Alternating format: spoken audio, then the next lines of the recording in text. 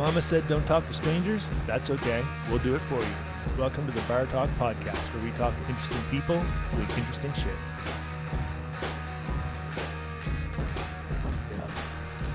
Cool. Well, thank you, man. Thanks for finally coming in. Yeah. I know you're a busy dude. This is something this is a conversation I've wanted to have for a little while.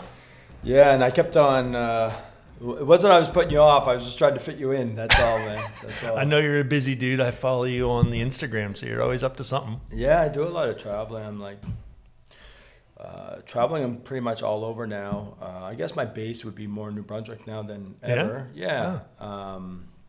But still in Halifax at least three times a week, and doing my events here and stuff. But yeah, and then, I've kind of, this year I've been Seattle, Saskatchewan, Mexico. I've just been everywhere, Wow. just rocking it out. So you're doing consulting now. Consulting, yeah. And I like that because I don't get bored. Sometimes when you're stuck in a restaurant, you're behind the line, the same restaurant every day, you're just like, Same menu. Same menu. Same staff. Yeah. and what happens is you kind of, you cut off your creativity because, whatever restaurant it is, it usually has a theme, Yeah. so you're kind of pigeonholed to that theme. Huh. And I don't have that now. I can cook high-end, I can cook comfort, and cook, Italian, Asian. Of course, I spent a lot of time doing my indigenous stuff, and that might not be even in a restaurant. That might be out on the land doing land-based workshops with the youth and all that sort of stuff. So That's cool. Having that opportunity, I always, something will pop in my mind. I'm like, yeah, I'll use that for that, for that opportunity. Whereas if you're stuck in a restaurant, and I don't want to say stuck in a restaurant, but if you're going to the same restaurant day after day, you're like, okay, how can I kind of refine this menu item and make it better, and so your focus is a little bit different. Yeah. So anyway, this is Ray Bear, celebrity chef. I'll say. So you've been at it how long? You don't want to say because you don't want to. Yeah, I don't want to age myself. No, probably about 30 years, 35 years, somewhere around there. Yeah. No, well, you're looking good. You don't look like you've been doing anything for 35 years. Thanks, bro. I think one of the biggest things when I talk to the youth and kind of get them going on this career path. Now I say, the biggest thing is self-care. Do self-care young. Yeah. Start that young, and that will kind of, I think, guide you with your decisions. Yeah. In a proper way. Yeah, because it's a grind. People have this romantic idea of what it's like to have a restaurant. I was one of those idiots. I had no idea. I was on a farm, farming family, 5th generation farming family, and I thought, well, the farming was going under. I should open a restaurant like an idiot. Never have worked in a restaurant in my life. So open a restaurant and a brewery the same day because I get on a silly TV show. I'm sure you understand that. These people on these silly TV shows and think they can open a restaurant. I was one of those people. Had a crash course education, let me tell you. And some miracle, I'm still here 8 years later. But dude, I did almost opposite. I was in the restaurant industry forever and got frustrated with the lack of ethically raised product. Studio East, which was one of my previous restaurants, was pork and chicken mostly, and I couldn't get the product I was looking for. So I said, I'll start a farm. Yeah, and went from one bad business to another. Yeah, we should have consulted with each other back then. We should have. Yeah, no, but I always... Actually, we did. Yeah. You remember that? Yeah, we did. Yeah, We you did. came and visit my farm right. and looked at it. Yeah. We did meet up. Yeah, and I did lots of research, and I worked with pig farmers before I had my farm and all this sort of stuff. And you see red flags, and I think that's the biggest thing I learned about business was, you see those red flags, and now I know to act on them right away. Yeah. To figure out what those red flags are and to resolve them before you go any further. Because when you're young and you're excited about being in business, especially the restaurant business, and most of the time you just want a place to have some creativity. You ignore these red flags, which I did for years, and and they never go away. They always creep back in, and you learn your mistakes pretty fast. Yeah, because people always warn you. Oh, but some part of your brain says no. It's like when you're dating someone and people tell you about the red flags. Like, nah, but that doesn't apply. Yeah, you get blind pretty fast. You get blind. Yeah. You get romanced about it. Yeah. But the thing about the farm, it was so much work, so much learning, and I always say now that you don't know what you don't know. No. But I learned probably more in the 3 years that I had the farm about product and even cooking than I did all my time cooking. Just about using things in their prime, treating things properly, ethically raising of animals, that sort of thing. My animals were engaged. So when I was on the farm, you see these chickens in the chicken barns. They don't even know they're alive. They're sitting for 23 hours a day just eating. Yeah. You mean the factory farm? Yeah. In the dark, Yeah. so they don't peck at each other and all. My chickens, they could be 20 acres away, and I show up in my truck and I say, hey, and they all come flying over and walk around behind me, waiting for me to pick up a rock so they could eat. And, it was just a different thing, the sun and the minerals from the earth and the engagement. All my animals ran together. So we had, chickens and hens and ducks, goats, sheep, cows, pigs. I mean, at one time we had 70 pigs. Wow. Everything just all ran together on the farm, and everybody, probably a more natural. Much more natural. Yeah. And all the animals were very engaged. All had different personalities. That's what made it hard, to be honest. Yeah. Not coming from a farming background, they had a great life until the last day. Yeah. But that last day was very hard on us, as far as being able to do that and then turn around and use that meat and eat it and everything else. I don't know. I don't know if I could go vegan, but I could understand it for sure. Oh, for sure. Yeah. Especially the factory farming. Oh, like the way the animals, the way of life that they have is sad. Yeah. Very Well, sad. that's what drove me to the farm, and the opportunity to have a little bit more control over the product. Yeah. Because I mean, with our mental health, if you stick someone in a room in the dark or in solitary confinement, that's like the worst thing you can do to a person. Absolutely. Right? Like that can break a person. Look at our jails. Yeah. You can be in jail with the worst of the worst people, and then if you do something bad, they punish you by making you go alone. Yeah. And diet. And diet. Whatever you eat affects your mental health, and that can really screw you up. And sunshine, even. I listened to a podcast recently where the lady was talking about they're just discovering now the importance of sunshine for people, like vitamin D. They said in the old like hospitals 100 years ago, they'd have like sunrooms, or they'd wheel people out in the sunshine, because back then 100 years ago they realized that sunlight was good for people. Yeah. And then for many, many years, we seem to forget about that. And now they're rediscovering that maybe sunshine is good for people. Imagine that. Yeah. I mean, that's something I noticed on the farm. Again, the minerals in the earth and the sunshine really made a huge difference. Oh, yeah. And with us as well, right? Getting grounded, jumping in the woods and walking on the moss and everything. I feel fantastic after I do something like that. I saw a post on your Instagram recently, jumping on the moss. Oh, yeah. So tell us about that. So first of all, you are First Nations, Cree. indigenous, Cree. Yeah, Cree. Cree. Yeah. And how did you grow up a lot in that tradition, or is that No. something you discovered a little bit later on in life? No, I mean, I grew up knowing that I was Cree, and it was, just something. We spent time on the reserves. I have family in Muscadet, Saskatchewan. Yeah. Right outside PA. All my family's there, and I just got back from there actually. And so it was always a treat to go there, and we always say, when are we going to Saskatchewan, that kind of thing. But then we also have family at the St. Mary's Reserve in New Brunswick, and we'd spend some summers there. But for the most part, we didn't live on the reserve. Yeah. My dad has a pretty fantastic story of fantastic in the way of unbelievable story of his upbringing and some of the things he's went through, and his family and my grandfather going the residential schools and the day schools and all those sorts of things, and the orphanages, and you know, it's yeah. I mean, it wasn't something that we talked about a lot, Right. but as it became more of the forefront for, I guess, the public, Yeah. you know, start asking more questions and all that. But it's interesting how I got involved in you know, traditional indigenous cooking was I had a job at Scanway Catering, you know, a high-end catering company in Halifax when I was young.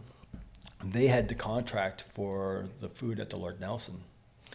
And at the Lord Nelson, we did Treaty Day every year. And it just was kind of serendipitous that I got to do that.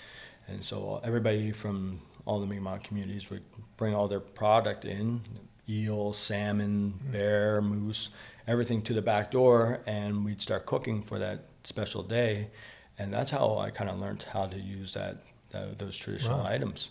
And, you know, I'm sure the first year wasn't the greatest, but then that stuff is so challenging to work with, right? Yeah, and then I started asking questions and getting to know, you know, people in the communities and stuff, and find out how to use the product. And year after year, it got better and better, and more information and more relationships with the Mi'kmaq communities. And before I knew it, you know, I was doing that so often, and I always say now, you know, they kind of treat me as one of their own. You know, we're brothers, you know, but you know, I spend most of my time in Mi'kmaq communities, and Maliseet and of course Cree, but and now I do a lot of you know, nationwide based stuff. So I'm in contact with you know, First Nation chefs in BC and Alberta and all these different places, and it's really become the forefront of my career. Wow. And that's been like a fairly recent. No, no, probably over the last 20 years, it's been a slow transition. And the opportunity is that I get to go into these communities and work one-on-one with these Indigenous youth. And I go in there and I teach them. In Mi'kmaq, they have this thing, they call it two-eyed seeing. So it's traditional base and modern base. And so you kind of look at things from both sides and kind of bring them together. And that's what I try to base my teaching on. Is I go in and I say, okay, you know, let's talk about one with the land and when to harvest things and how to harvest things and what we're harvesting and all that sort of stuff. And then let's look at it in a modern way and how can we cook this till it's perfect, you know. Let's talk about sous vide. Let's talk about, you know, slow cooking and low temperatures and all these different things. And how can we treat the product so it's, you know, beautiful when it comes out. Sometimes you go onto the reserve and you eat moose meat and it's like leather, because that's, you know, you have to realize that a lot of these communities were given food from the Indian agents back in the day, and it was full of worms and they had to cook everything that way. They had to cook it. They had to kill it, because it wasn't safe to eat. And so that's how they cook everything. I wouldn't say everybody or anything, but a lot of it comes from that. Right.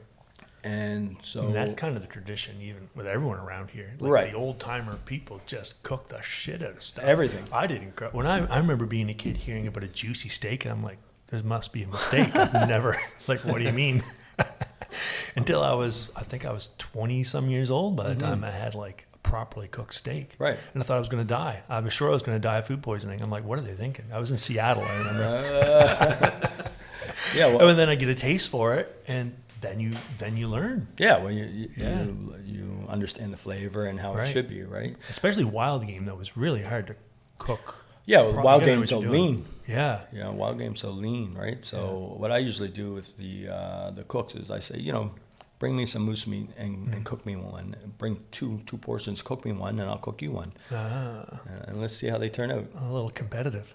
Not competitive, but educational. It's educational. Yeah. It's an opportunity to kind of open their eyes. You know? Because a lot of times, you know, I'm sure across the board, health issues are probably pretty prominent in youth.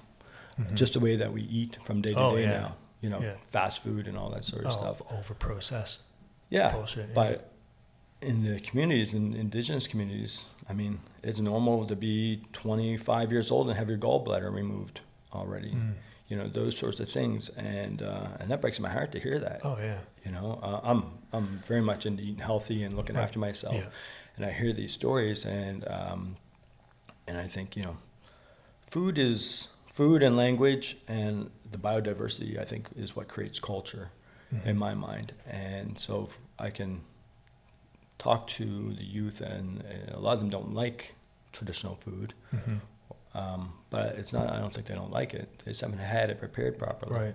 Yeah. You know, so if I can kind of show them different ways of preparing things, then maybe I can influence that. You know? So like I come from a long line of like fur farmers and trappers before that. So I mean, I believe some of my ancestors are Mi'kmaq, although I don't have a lot of records about that or understanding about that. Wasn't really raised in that culture, but I know. I mean, forgive the term. When I was a little boy in the early '80s, I had my Indian grandpa. That's what we called him, and he you know, he looked and seemed very, very indigenous. He had the eels in a bucket and the fox pelts. Right. And it was just known that he, you know, he was Mi'kmaq. Micmac, they said then. Yeah. I think the pronunciation changed. Not now. Not now. Yeah. So, I mean, there's been this very abrupt evolution in how we understand all these things just in my lifetime. Yeah, well, I think, you know, the difference has been that, you know, the indigenous culture has been looked down on for so long and tried to be erased and all those sorts of things. And now it's cool. Now it's, you know, foreigners come from away and they're so excited to learn about the indigenous culture. And I think people in Canada recognize that now and recognize what a gift it is, you know, and what an opportunity.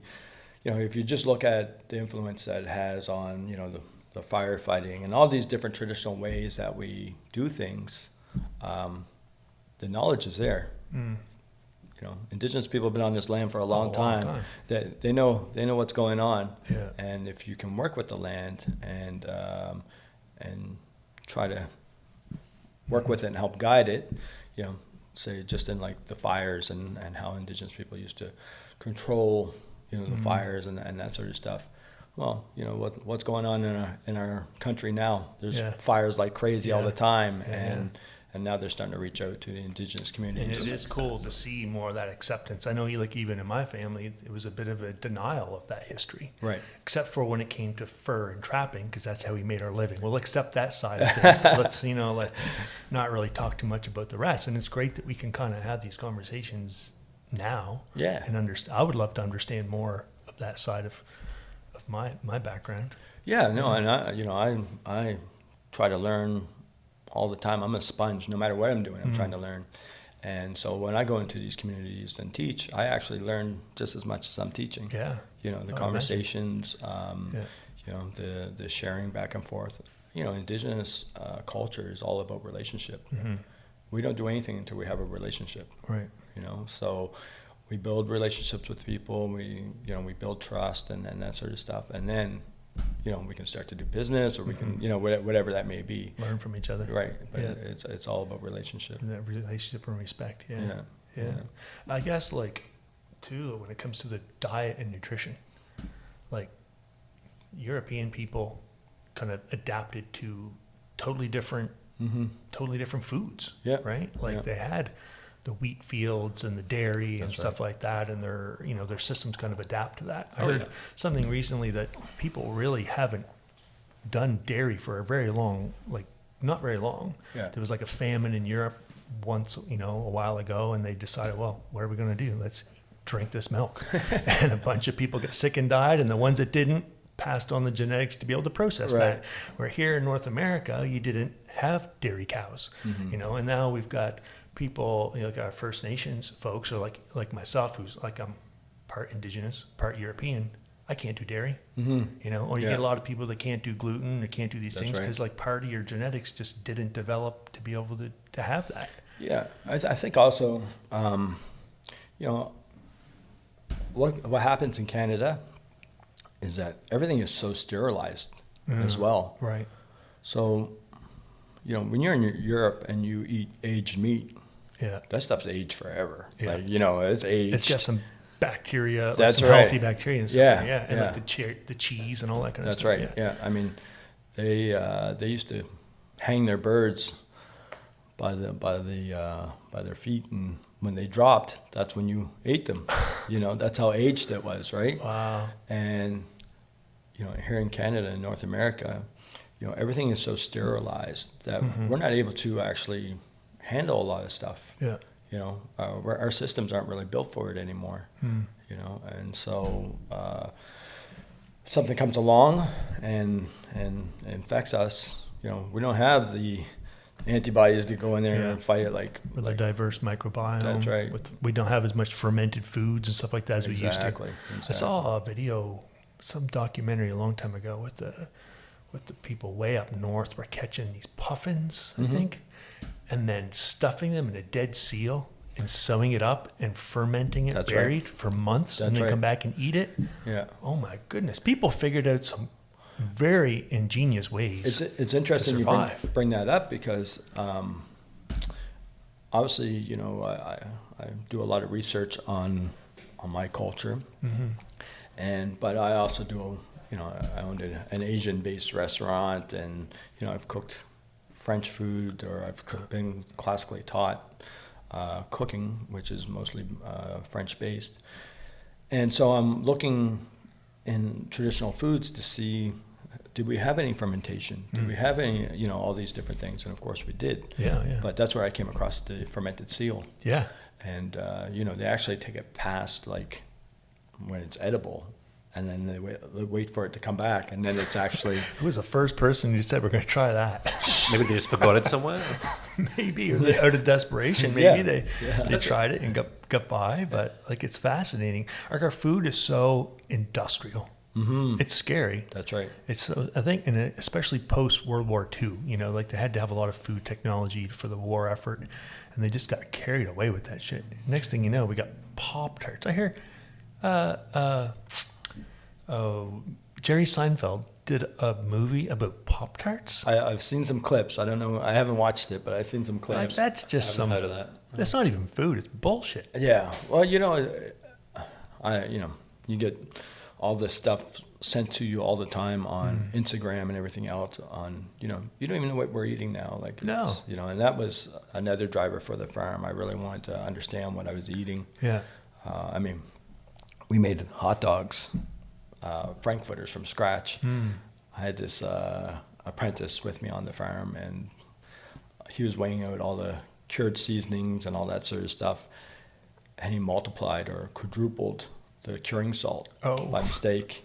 And anyway, we tasted one, and it was so salty. It was like Jeepers. And so then we ended up making 4 times more hot dogs than we wanted to, because we had to balance out that curing salt.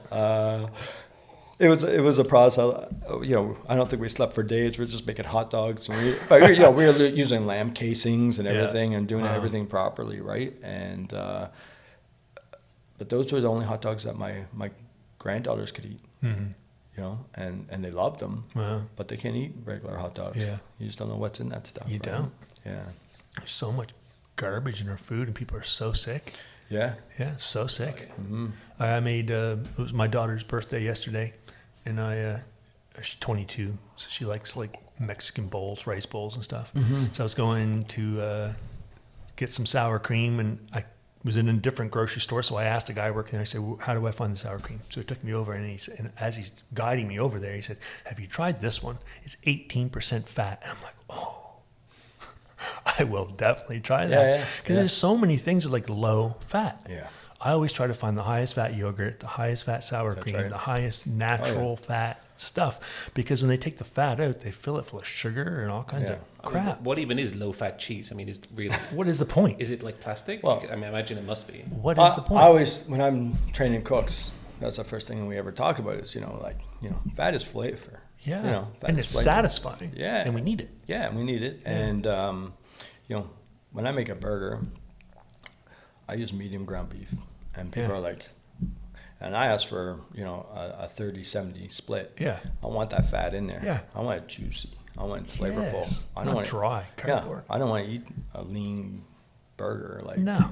that's not what I'm eating a burger for. No, exactly. And the fat isn't really bad for us. No. I mean, there was, I think someone discovered here a while ago, there was a controversy back in the 60s where the sugar companies were starting to realize that they needed to do some cover up. That's right. Yeah. And some guy got paid like $40,000 to make fat look like the bad guy. Yeah. Instead of the carbs and the sugar. That's right. And it is an easy trick to play. Right. If you don't want to be fat, don't eat fat. It's like, it seems to make sense. Yeah. But fat really isn't. Sugar. It's the sugar and Sugar's the the carb. bad boy, yeah. Oh, yeah. And it's not naturally occurring, really. Yeah. No. And if you try and cut out sugar from your diet, you'll feel better. If you try and cut out fat, it doesn't work that way. No. And our indigenous folks would have had maple, like that would be a sugar. But that's right. like once a year. Yeah. You're not having that every day. Yeah.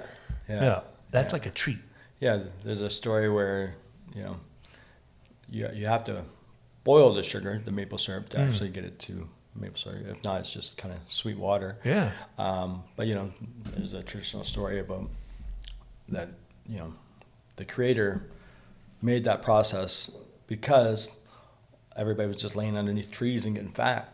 Yeah, just taking in the maple syrup. So then he changed it and put some work behind it. Yeah, yeah. I mean, it's a traditional story, right? But it does make sense. It does make sense. Imagine if that was the way it was now. Yeah, Well, yeah. That's kind of is what's happened Got to now. put a little work into it to get that sugar. Right. Exactly. Yeah. And even if you look on the labels and it says pure maple syrup, a lot of that stuff is just sugar water. It's it's just stepped on more than the cocaine. Yeah, The cartels are cutting that shit down. yeah, that's right. Well, so from a cooking perspective, you understand protein and fat, but like you're also like really fit. You work out a lot, bodybuilding. Like fat and protein is very, very important there. I don't count calories, but I count protein. Yeah. I'm trying to get my 200 grams. 200 grams, yeah. Yeah, 200 grams of protein every day. Yeah. So like the rule of thumb, I guess, is like roughly a gram for every pound of target. Right. What your target weight is. Yeah. I'd roughly do the same thing. Yeah. So I pound the protein in, and if I eat over, then I'm okay with that as well. Yeah. If I don't get it, then I'm like, I feel it. Yeah. I feel it. If I don't, it used to be, I wouldn't eat red meat all the time, but every once in a while I'd say, okay, my body's telling me I need some red meat. Yeah. I feel that way with protein. I go to the gym, and I'm one of those guys. I can walk outside, and you might think, he might work out or something. I'm not walk around, bulked out or anything like that, and I don't want to look like that. I go to the gym, I get pretty pumped, and I come out of there and I'm drained. And I need that protein to be able to do that, to keep on that protein and carbs. You got to have some good carbs. I mean, I eat sweet potatoes. That's my candy. Yeah. I bake off, a couple dozen sweet potatoes. I just leave them in the fridge, and if I feel that urge, I'm in the kitchen all day. I'm making pastries. If I feel that urge, I look at a dessert and I could down that in 2 seconds. I'll just walk over and grab a sweet potato. That's how I work around it. Yeah. Yeah. And I always say, when I'm cooking on the line or if I'm cooking in the restaurants, I pound through spoons. I taste everything. Yeah. I might go through 1,000 spoons a night, and that has an effect on your diet because I'm tasting everything.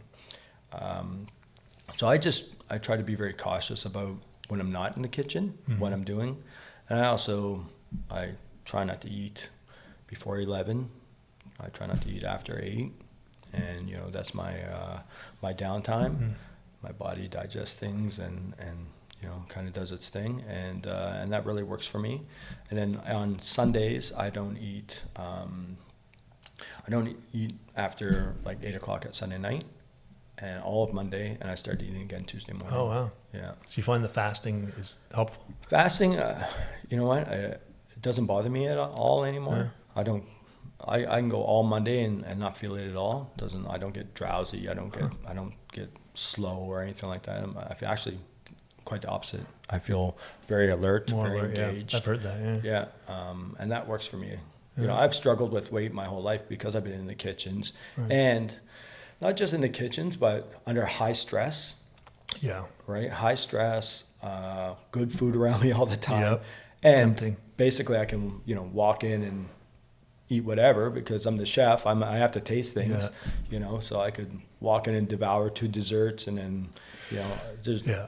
and a lack of routine in your life and Mm-hmm. that sort of stuff. You can pound the weight on real fast. Right. But you know, those little things in my routine, you know, not eating after 8 and not eating before 11, and then doing my thing on Sunday, Monday, it sustains me. Wow. Yeah. I've tried to fast. I just can't. I have like a blood sugar thing where Mm-hmm. I have to eat more regularly. Right. Yeah. Yeah. I usually don't eat until like noon, but Yeah. yeah. Yeah. But And I couldn't go a day. I'd be so sick. Yeah. And this time of year is hard.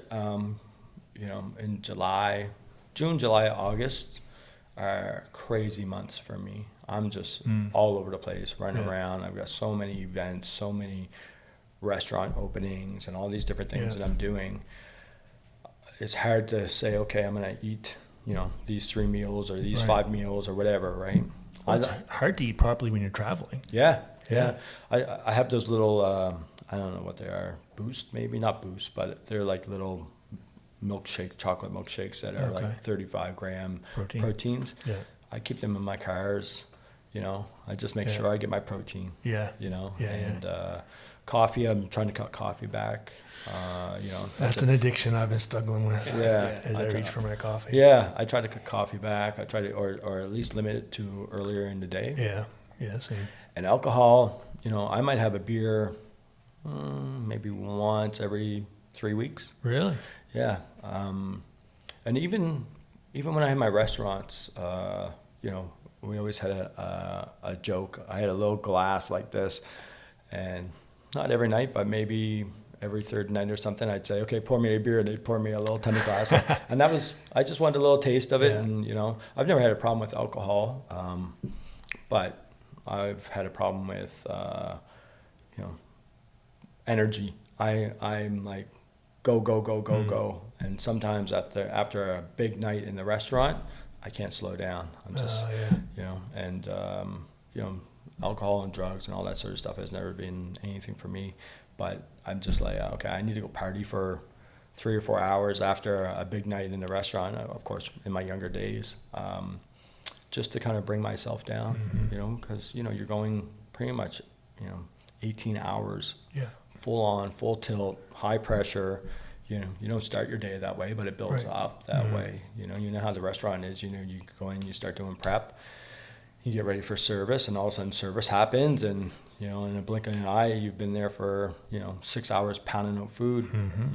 You can't even focus. Your eyes are blurry, and Yeah. you know, And you lose track of time. yeah, You get in this zone and you just That's completely right. lose track of time. that's right. You know. Especially if you're in the kitchen, no windows and stuff like that. You know, Yeah. it's, yeah. Yeah. I mean, Studio East was fun because it was an open kitchen. Right.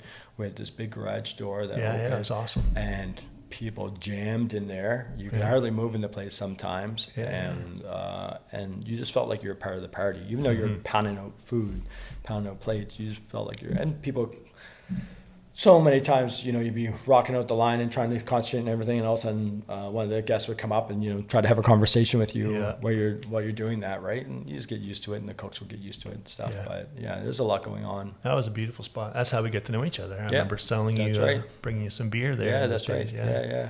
You're always so busy, but it was a busy spot. It was a busy spot. Yeah. Yeah, it was Yeah. a small kitchen, and we were Yeah. doing everything from scratch. And I think the only things that we weren't doing, we did make our own burger buns, and we tried, but we couldn't make our own ramen noodles. We just didn't. wow. We just didn't have the space. Yeah. Yeah, but we did fermented ribs and Yeah, the fermented pork sausage. ramen. That was one of my favorite dishes there. Yeah, That we was great. rocked that out. And, Yeah. we did kimchi and, just everything from scratch, Mm. out of that small little kitchen. Yeah. I actually just recently, I think I have this reputation in the area, I don't know, in the Atlantic provinces, I guess, for working my cooks, just Mm-hmm. just burning them out.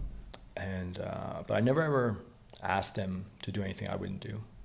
you know, as far as work hours or work hard or, you know, and I remember coming in with whole animals from my farm, bringing them to the restaurant and so excited to use that product. I was raising Mangalitsa pigs, you know, they took 18 months to, you know, come to size.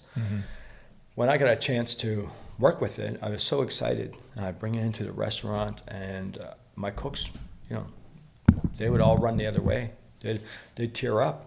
They didn't want anything to do with it. And I think a lot of it is that cooks don't know how to break down a whole animal anymore. Yeah. And then, you know, they're just so overwhelmed.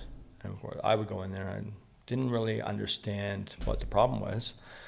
And as I start working with them, I understand, okay, they're a little overwhelmed. They don't know how to do this. And I'd say, okay, well, look at your arms. You know, your arms are the same as the pig's arms. All the bone structure is exactly the same. Just kind of follow it through, and we work it. Same as the chickens. I mean, I would bring in 200 chickens at a time, and I'd overwhelm them. You know, of course, it was a small kitchen and everything else. Yeah.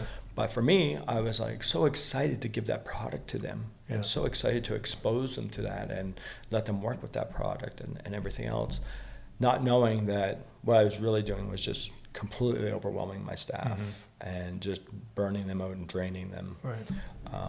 I don't have that gag reflex. Some people go at different speeds, right? Right. Exactly. Yeah, like you and I are pretty high energy. That's right. Go, go, go. Yeah. Don't stop to think, you know, could we, you know, you don't think should you think could you? Yeah. Yeah. How could I? How could I? Yeah. You don't think, well, should I have done this until you're already in it too deep? That's right. That's right. Yeah. You know? Yeah. But, and not everybody is up for that kind of task. Yeah. But I mean, not everyone's upset at you for that. I've had one of my cooks trained under you, Mitchell. Remember Mitchell? Yeah, Mitchell. Yeah. He had nothing but praise for you. Yeah, you know? no, the standard was high, but that's how we grew. Yeah. And you know, and recently I've reached out to a couple of those that I knew that had a real hard time under me, kind of dealing with that stuff. Yeah. And you know, just kind of apologized and said, listen, you know, the intent was not to burn you out. The intent was to give you every opportunity to be ready for this industry after you moved on from working with me. And, you know, I see my cooks all, you know, checkered all through the provinces and doing fantastic things. And I'm proud, very, very proud of them. Yeah. I know that they worked hard for me to get there, you know, and that means a lot to me. But, you know, it's not for everybody. No. And not everybody's in that right time in their life to do stuff like that. People are going through a lot of different things. You know, we talk about mental health. Until the beginning of this year, I didn't really understand mental health. Yeah. You know, people would say, okay, I'm on medication, or I'm doing this, or I'm doing that, and I didn't have the capacity to be empathetic towards it because I never really went through it. I definitely went through some hard times in my life, but I've always just been like, okay, that's life. You know, I'll bounce back, kind of thing. I'm ready to go. Yeah. You know, I might sleep for a day and then I'm back. Yeah. You know, I didn't understand. You know, people are going through stuff, and they need time, and they need time to deal with things and to grow personally and all that sort of stuff. I never really gave myself that time. I've just been like, go, go, go. If I had a restaurant and it didn't work out, I'm going to open another one. You know what I mean? I don't care. I'll do whatever. I have no one's telling me no. Head down and go. Yeah. No one's telling me no, and no one's going to stop me. I'm just like, but not everybody has that. Right. And I hit a wall at the beginning of this year and really realized, okay, I've been dealing with people the wrong way because people do go through stuff, right?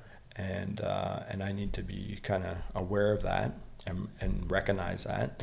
And then also, I felt bad for how I had treated some people because I just didn't give them the space that they needed or give them the time that they needed. That's a pretty big thing to admit, man. Yeah, well, I mean, like I said, not a lot of people admit when they're wrong. Yeah, that's true. Yeah, not a lot of people admit it. I just didn't have that knowledge. Yeah, you know, and the experience. Yeah, exactly. So, and then at the beginning of this year, of course, I went through a breakup of 14 years, and my whole life changed. And it wasn't that I didn't see that breakup coming or anything like that, or wasn't part of that breakup, but I just wasn't ready for it, I guess. Beyond the relationship, I just didn't realize how much my life would change. You know, change of address, my dogs, you know, my land, all these things. You guys work together and all that yeah, stuff. we work together, we're in business together and everything else. And, you know, that change, that flip of everything in my life changing like that was a lot, was very overwhelming. It took me, I'd say 3 or 4 months to really kind of come down from that and understand, okay, life's going to be okay. I'm going to move on from this. And actually, I've probably grown, you know, more in the last 6 months than in the last 20 years, just because I understood myself better. I understood what I wanted in life. I understood, you know, like you said, not everybody has that energy to kind of keep up with me. And that's okay. Yeah. That's what, nobody wants to do that. Yeah. You know, I want to do it, but not everybody wants to do that. And you don't even really want to do it like you used to. Not like I used to, no. Yeah. I enjoy my own time now. Yeah. Before I just like, you know, I take event after event after event. And now I'm like, okay, I need to slow it down because I like being able to go foraging. I like being able to paint. I like being able to, you know, just hang out with, you know, my family and everything else. So, you know, and I have, I've realized my influence on other people and other people's influence on me, right? You know, and who I want to be around and that sort of stuff, right? Yeah. You know, so, you know, when you're in a relationship for a long time and, you know, neither party's, it's not a toxic relationship, but neither party's really happy. You know, we pretend we're happy. Yeah. You know, you try to be happy. You try to be happy. Yeah, you try desperately try to be happy, and you think, oh, you know, it's a wave. You know, so some days everything's great. Right. You know, and then you want to get back to that high. That's right. Because no relationship starts bad. Yeah, no, exactly. Every relationship starts fun and exciting and great, right? Yeah. And then you're trying to chase that. Yeah, well, and you know, old memories. Of course, COVID had a huge influence on things. Being in business together was, you know, I think it's probably me, but I've never been able to have a business partner. You know, I just I gave business advice to an entrepreneur from West just recently, and I said exactly how I feel. She's a chocolatier and makes these amazing chocolates and everything. She was talking about, you know, her business and everything. And I said, you know, we're the revenue generators. You know, we're in making the product, selling it, you know, and we're the name, all that sort of stuff. We have to be working. When you take on a partner who is not the revenue generator, then they don't actually have to be working. And that can make you pretty bitter pretty fast. Resentment can build up. Yeah, that's right. And so I never really realized before. I would just get a little bit bitter, and I'd be like, you know, what the hell? I'm working so much here, and I've ruined great friendships. I've ruined, obviously, you know, lifelong partnerships and all these different things. Not knowing that, not understanding that, okay, you know, my role is the revenue generator. Maybe I should get paid more. Maybe I should get a little bit more or whatever that is, so I can feel good about it, because the partnership now I don't feel good about. Right. You know, and so when I come at it from that standpoint, I would just never put myself into that position again. Right. Yeah. You know, and now I work alone. Yeah. You know, I work alone. Well, and you have no one to blame. That's right. Right? Yeah. I feel that. If you are your own boss and you're your only own boss and you fail, you got no one to blame but you. Yeah. Because people love to pass the buck. Oh. People love to pass the blame. Right. And we do it sometimes without even really realizing it. You know what I mean? Yeah. And I think I always say chefs in the kitchenette are screaming all the time, you know, raising their voice and high pressure. Really has nothing to do with the cooks and all that stuff. It's about yourself. Yeah. You know, you're unhappy of maybe you didn't get the team prepared enough, or maybe you're getting up and doing too high end of a product that your team can't perform. Maybe you're not organized enough. You know, maybe you're trying to do something out of a box that's not made for that. You know, or maybe your customers don't want that. You know, you have to be very honest with yourself about what you're doing. You know, and when you're not, and you start raising your voice and start blaming other people. You know. Yeah, the two things really show the truth is how everyone in the room is experiencing it, your staff and the guests. Right. and in the bank account at the end of the month.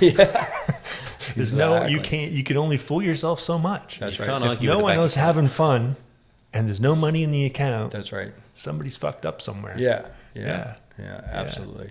You know, so you look at restaurants that are being very successful and they hit that sweet spot, and that's what we're all going after, right? Yeah. And sometimes, you know, I've done high-end food most of my life, but then, you know, Studio East was a kind of hole-in-the-wall street food, you know, Asian street food. Kissick was high-end.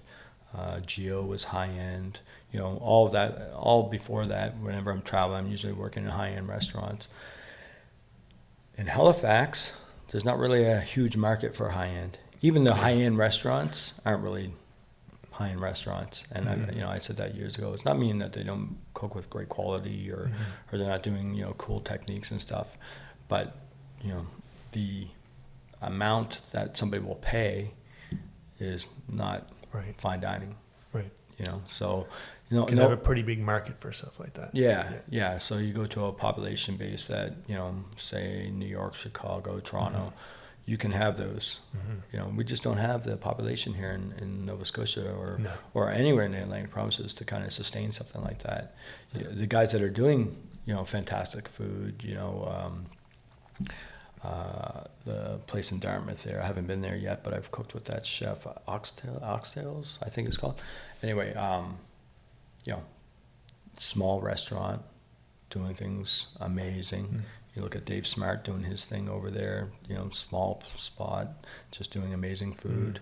You know, that's what's sustainable. I don't know what the amount that you can make at something like that. You know, you got guys that are like myself who want to do high-end food, but I'm also a businessman. Yeah. And I want to make money. Right. You know, and so it just doesn't make sense. Yeah, because when you started out, it's all about the art. Right. But you've been in this 30-some years. Yeah. You know that doesn't. It's not sustainable. It's not sustainable. You got to come to that realization that the math needs to work. That's right. You know, not sustainable. There are ways of doing it, but it's not sustainable to only think about the art. That's what I meant. You got to think about the numbers. That's right. Yeah. I just recently did a little guest chef's spot at the Rossmount in St. Andrews. Amazing spot. Great chef there, Chris, and he said, you know, we're never going to be super rich, even though he has a really nice Porsche. But it's easy coming from a guy like that. Yeah, but he's, you know, he has a rich life, he's telling me, and he does. Him and his wife, amazing. They have an amazing life there, and so their idea of wealth is different than, say, somebody who's opening up a 400-seat restaurant and trying to make wealth off that. Yeah, well, it's about the balance, right? Like, absolutely. Like and you and I think we've known each other for years, but we got a lot closer in this last, you know, winter. Yeah. Because we went through very similar situations. That's right. You know, break up and having to kind of face some things about ourselves and learn to look after ourselves physically and mentally and all that kind of stuff. And we had some really good conversations and encouraged each other through that. But it's like you get to this point where you realize it just needs to be a better balance of things, I guess. Yeah, you know? yeah, no, absolutely. Like being entrepreneurs and go, and then you kind of have a crash like that where you're like, okay, I was sacrificing my mental, my physical, my relationships. Yeah. I was sacrificing a lot. Yeah. To have this, to chase this dream. That's right. And then sometimes you just gotta chill the fuck out a little bit. Yeah. Well, for me, I had to realize, what was the dream I'm chasing? Right. You know? What's the point of it? And even that's successful, is that going to satisfy? Is that going to satisfy me? Yeah. What is that?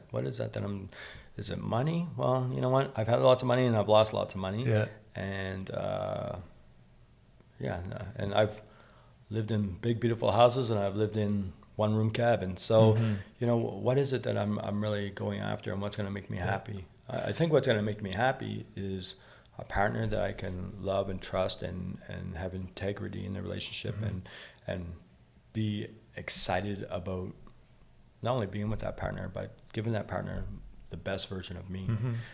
And that's a hard-earned thing. Yeah. Right? You got to suffer. That's right. To really be refined. Yeah. It's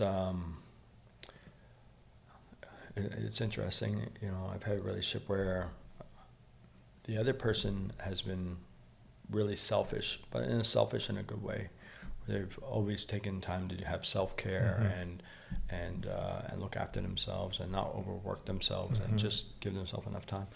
I always looked at that as being really selfish. Yeah, because you're probably burning yourself out. Yeah, that's right. And didn't realize. Yeah. Yeah. And even, I used to look at guys in the gym, and, they'd spend a lot of their time in the gym, and then outside the gym they would, be eating properly and everything else. And I used to think to myself, man, they live in a selfish life. Like, and now I wish I would have known that, 20 years ago, because I would go to the gym and I'd work really, really hard and get in great shape. And then I'd get really busy and lose it all. And just realize, okay, I got to keep going. I was basically in survival mode for the last 30 years, just trying to hold on. And sometimes I think what we do is we do things that people want us to do or expect us to do. People wanted me to start a farm. They expected me to do the right thing. They expect me to serve this and product. You want to please. Yeah. In our industry, we're hospitality industry. Right. That's so it attracts a certain type of person, right? That's right. You want to impress people. We do want to impress people. Yeah. You remember when you were a kid, like the first meal you made? Yeah. Of course you wanted someone to be proud of you for that, right? Exactly. You want to present something to your friends like, oh, wow, Ray made this? Like, like it's something in a lot of people in the hospitality industry to please and impress and to give. And sometimes it gets a little toxic. Social media now, I pump a lot of stuff out on social media, what I'm doing, and a lot of it's not, some of it's what I'm doing, a lot of it's what I'm teaching students to do, so I'm very excited and proud of what they're actually able to produce. But social media drives a lot of the cooking industry to keep on producing. And I always say to my cooks, I'm never doing one plate. I'm not doing any social media stuff. That I'm just making one plate, and this plate is perfect, and I'm doing it just for the camera. No, what I put out on social media is what I'm serving. Yeah, that's what I'm serving. You didn't spend all day to make a post. That's right. You're making a post of your everyday life. That's right. Yeah. So and a lot of the stuff I do is I'm trying to do things that are educational, and I get the feedback. I put something up, and I'll get a bunch of messages from different chefs. How did you do this? Or what's this technique and all that sort of stuff. And that's what I'm doing it for. Yeah. I'm just trying. I'm at the point now.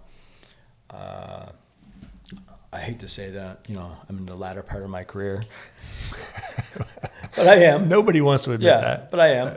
And my goal now is to teach as much as I possibly can. I've learned all these techniques. I've worked all over the place. Worked with some amazing chefs and amazing teams. I learned a lot, and I want to pass that on, and that's my goal now. And sometimes I do sacrifice my own health to be able to do these opportunities to teach these different things, but I'm passionate about that. When you teach somebody something and you see their eyes light up, they've learned something, I fuel off of that. I get excited about that. And I always, somebody had said to me, one of my coworkers years ago had said, you have favorites, Ray. I was like, okay. I didn't like that very much, but he said, but the good thing is that anyone can become your favorite as long as they are excited to learn. Put the effort. And I was like, okay, I'll take it. I'll take it because that's true. I feed when people get passionate about stuff or they're excited to learn, I feed off of that. I get excited by that. You were saying a minute ago, but you didn't know what was driving you. And I've asked myself that too. Is it maybe sometimes insecurity? Do I want to impress people? Do I want to impress myself? Like, what is it that drives me? It's not money. I'm not driven by money. But I've heard some things recently that humans are driven a lot by status, and not necessarily status in a bad way, but even if you go back to like a hunter-gatherer kind of lifestyle, there'd be like 40, 50 people in the village, everybody wanted to be known for something, right? Like, oh, this guy's the best at tracking animals, or this lady's the best at making this stew, or whatever it is. Like, everybody in that community wanted to be known for something. They want to contribute. They want to be the best at something. Right. And I think it's very natural for us to want that in the world we have now. Like, you want to be known for being great at what you do, right? You want to have the respect of your fellow chefs, other entrepreneurs. Like, of course we want to have that, right? We want to be able to someone who understands what it's like to come along and pat us on the back, so you've done a good job. Right. Right. Mm-hmm. Like one of the proudest moments of my career was not really when I won a gold medal. When we won the gold medal in Best IPA, it was when Greg Nash drank it and said, "Damn, that's good," because that's someone who knows. That guy knows IPA. He knows his shit. Yeah. Right. Yeah. So that's the moments, right? It's when you can be recognized for your effort, and that's what we chase, I think. Right. To be respected by people who know. Yeah. No, absolutely. In your community. Yeah. And it sounds like now, like where you want to teach, it's to have that legacy. Yeah. I watched one of those memes on Instagram the other day where they're like, 100 years from now, nobody's going to remember you and all that sort of stuff. And that may be true. Yeah. That's fine. But teachings that my chefs have taught me, I remember I had this chef, Stephen Houston, who worked for a fantastic chef named Alex Covell, who was here in the Valley and was really, the kind of the godfather of true cuisine in Nova Scotia back in the day.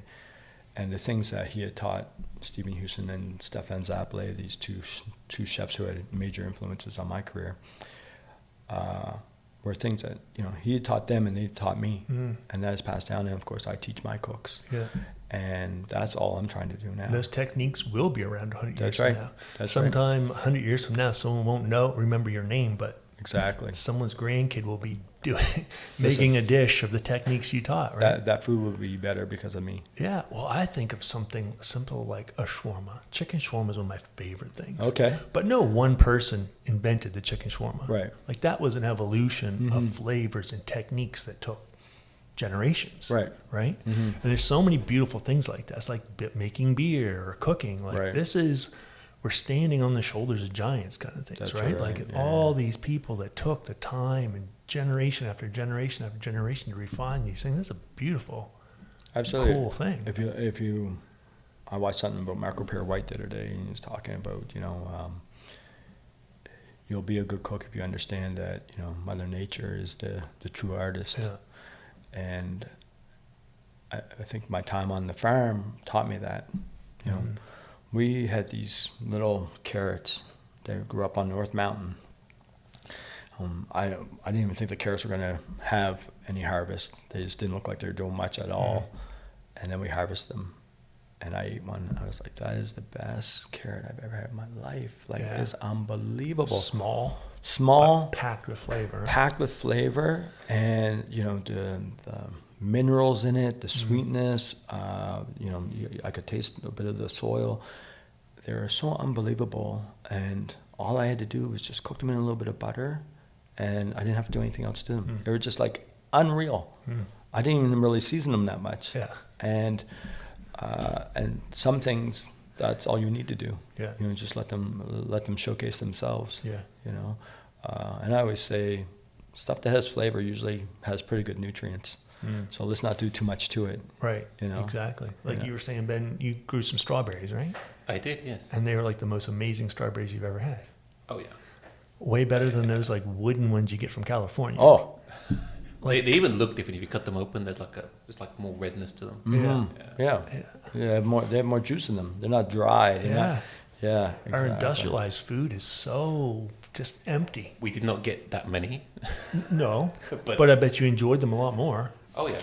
Yeah, and I think a lot of the industrialized farms, like dirt farms, there's like the nutrients are gone. Yeah. There's not much nutrients left in the soil. Mm-hmm. But they'll put in what they need to make it grow, but they don't necessarily have all the magnesium and all that stuff that our bodies necessarily need. Right.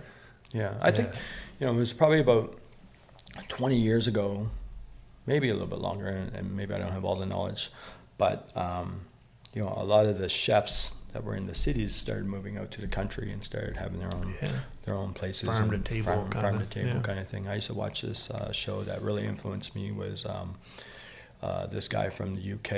I think it was called something Cottage, River Cottage, I think it was called. And I used to get it on the streaming thing, and that guy was just unbelievable. Just the way he looked at things. And of course, Michael Statlander here in Canada. Take my apprentices to his place and cook with him, and his food always so flavorful, very simple, but always looked beautiful, full of flavor, cooked properly, And I tell this story about, my first time at Statlanders. I think there's a picture of it, actually. There's probably about 50 of us in this kitchen. And, you had all the big hitters across Canada there at that time, these great chefs. And I was just an apprentice at the time. And everybody's taking their turn to do a course, and they're rocking it out. Everybody's putting out fantastic food. Robert Clark's got his smoked octopus bacon wrapped scallops, and Zablet's got his thing. He's got 18 garnishes, and everybody's just rocking it out. And let me tell you, tensions were high in the kitchen. Like, there were some elbows and things. Chefs, we all have these big egos, right? And you get us together, trying to impress each other. And get us together. But came Statlander's turn to cook his course, and everybody just kind of pulled away, and it's his kitchen. But it was like watching ballet. Him and his apprentices just put together the most amazing plate, and it was very simple. I think it might have had 3 or 4 components. So flavorful, everything's cooked perfect, and he moved so smooth in the kitchen. There was never any tension, never any stress. His plate probably went out better than anybody else's as far as efficiency. And I remember watching that and taking that in and thinking, I was a young cook at that time, and it really influenced me. That's a true artist. He's just so comfortable. He's in his zone, and he's just putting out. He doesn't care who else is around or who he's trying to impress. He's just putting out his food. Real passion and interest in the job. Yeah. And again, that guy had a huge influence on my career. So much that I started a farm. And a farm-to-table restaurant. And anybody that knows me knows I always talk about Statlander. When I went to Chicago and I did my stint at Linya, I brought Grant one of Statlander's books. I think he only put out like maybe 50 books or something, or maybe more than that, but there wasn't a lot of them, and I bought 2 of them. And I gave one to Grant Achatz. Because I want him to know about this guy, Michael Statlander, and I still have one of his books. But that influence that Statlander's doing, obviously, that's how that influence works. And one of the best chefs in the world, Grant Achatz, looked at his book and was like, "This guy's crazy," and he was so impressed with what Statlander was doing. And I love that part of the culture in our industry. And true chefs aren't intimidated by other chefs. No, they're they're influenced and they're encouraged. I see people putting out great food all the time, and I get excited about it. I'm pumped. Maybe earlier in my career I would get maybe a little insecure about it because I always wanted to be the best. Maturity thing. I always wanted to be the best. I put as much pressure as I could on myself to be the best. But when you are faced with a team like Linya, and you walk in there and they might have 40 seats and there's 27 cooks in the kitchen, and every one of them is better than you. You're like, that's pretty humbling. You know what I mean? Like, you don't come back from that and think, okay, I'm the best anymore. You're like, I gotta pick my shit up. I got some stuff to learn here. Well, and you get into food because you love food. Right. So what's better for food than better food? It's like when I was in the beer business, right? Like, my first review was worse than bad homebrew. That was my very first review. And it was true. It was true. It sucked. I did not know what I was doing. About a year later, we won Best IPA in Atlantic Canada.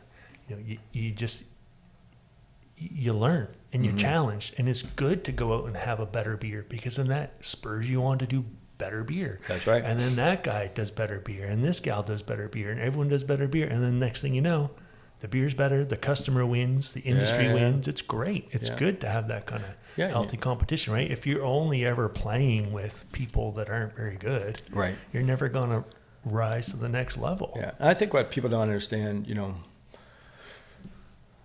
customers and young cooks and everybody always has a debate who is the best in the area and all that sort of stuff. What people don't understand, we're all sharing. We all communicate with each other. We all, people call me and ask me how I did this or where I got this ingredient. I do the same.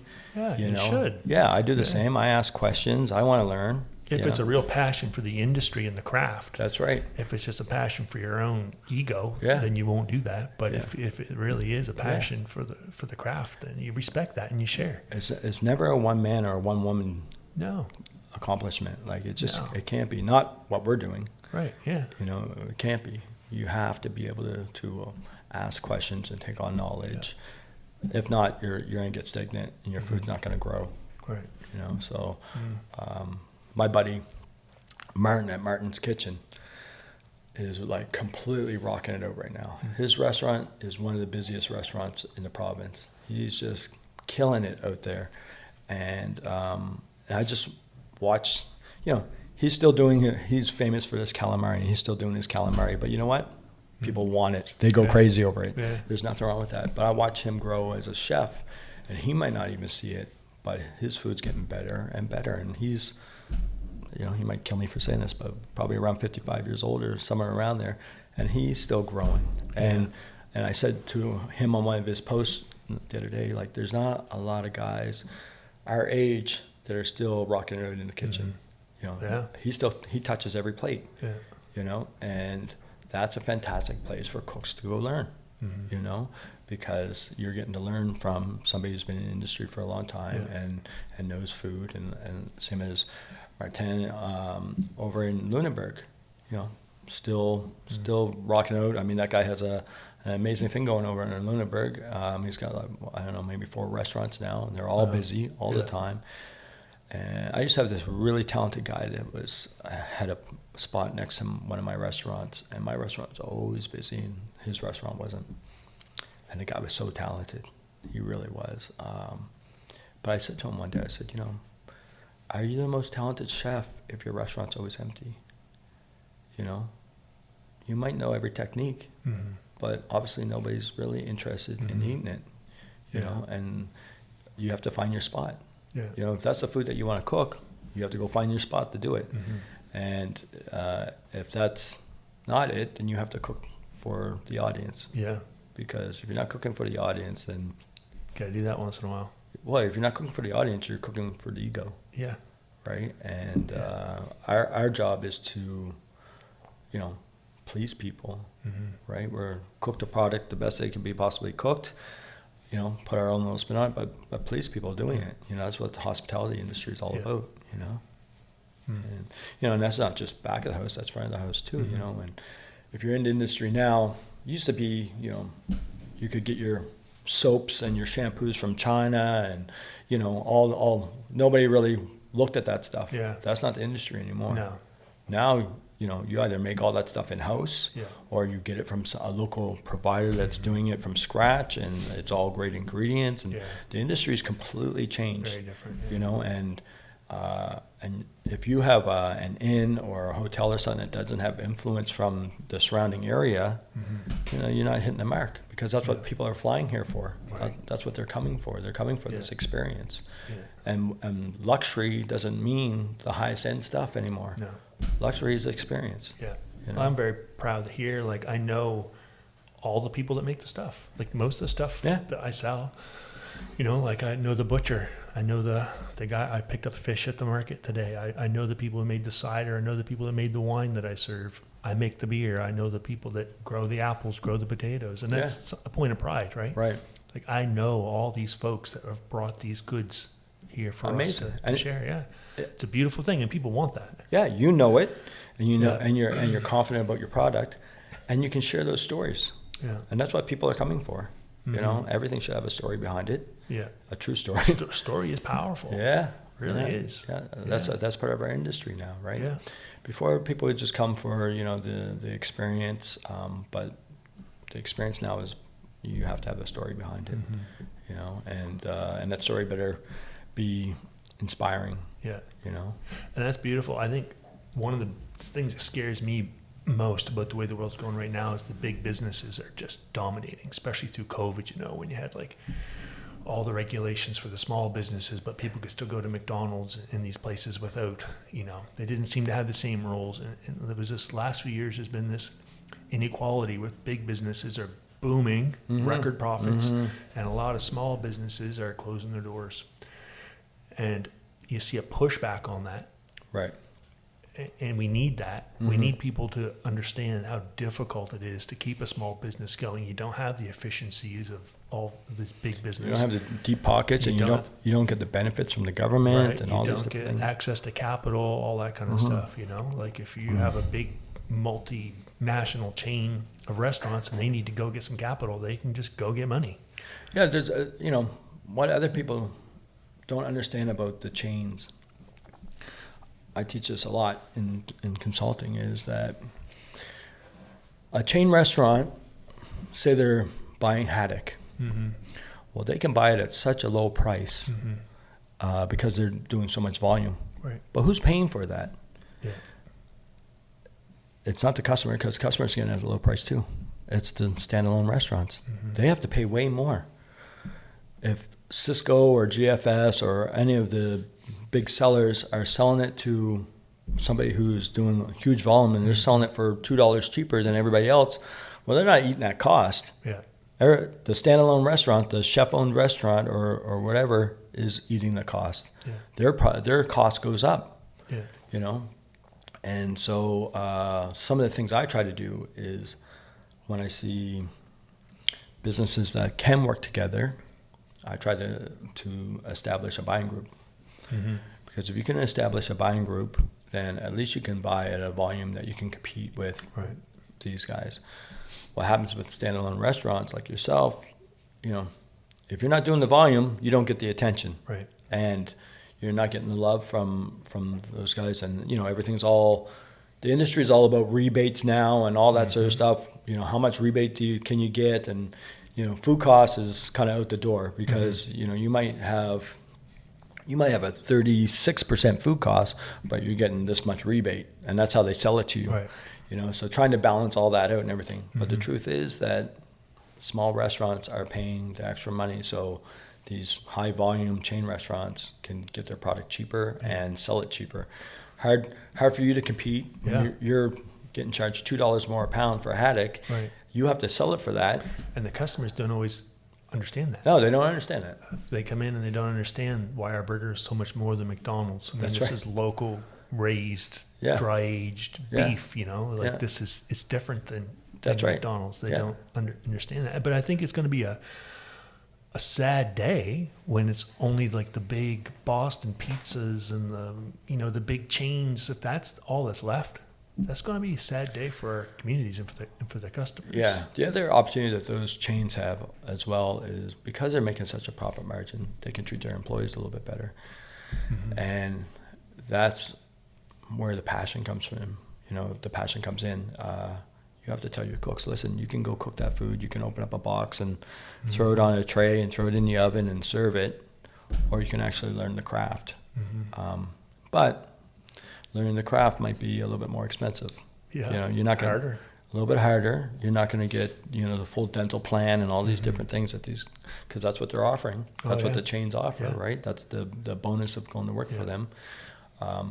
The one thing that I'd say chains have over standalone restaurants, craft restaurants, is that they have infrastructure. So, you have a human resource department, you have maintenance departments. When you own your own restaurant or your own small business, you're everything, right? Yeah. You're the maintenance person, you're the human resource, you're the bookkeeping and accounting and all that sort of stuff. As a chef, it's hard to understand, I'm going to own my own restaurant. How much cooking am I actually going to get to do? How much teaching am I going to actually get to do? What, you don't have any backup. That's right. If you're a sole owner, right. Where if it's a big chain, I mean, they can bring in staff or managers or whatever from other locations and help you out. And it's a big, but there's a lack of creativity and authenticity. Definitely a lack of story. Oh, yeah, absolutely. Yeah, absolutely. And they're not always supporting those local farms. No. And developing that food supply. And that's something interested to talk to you about because you're a farmer and because you have the indigenous background where the folks 1,000 years ago knew where their food was coming from, or even a couple hundred, even 50 years ago, people knew where their food was coming from. Right.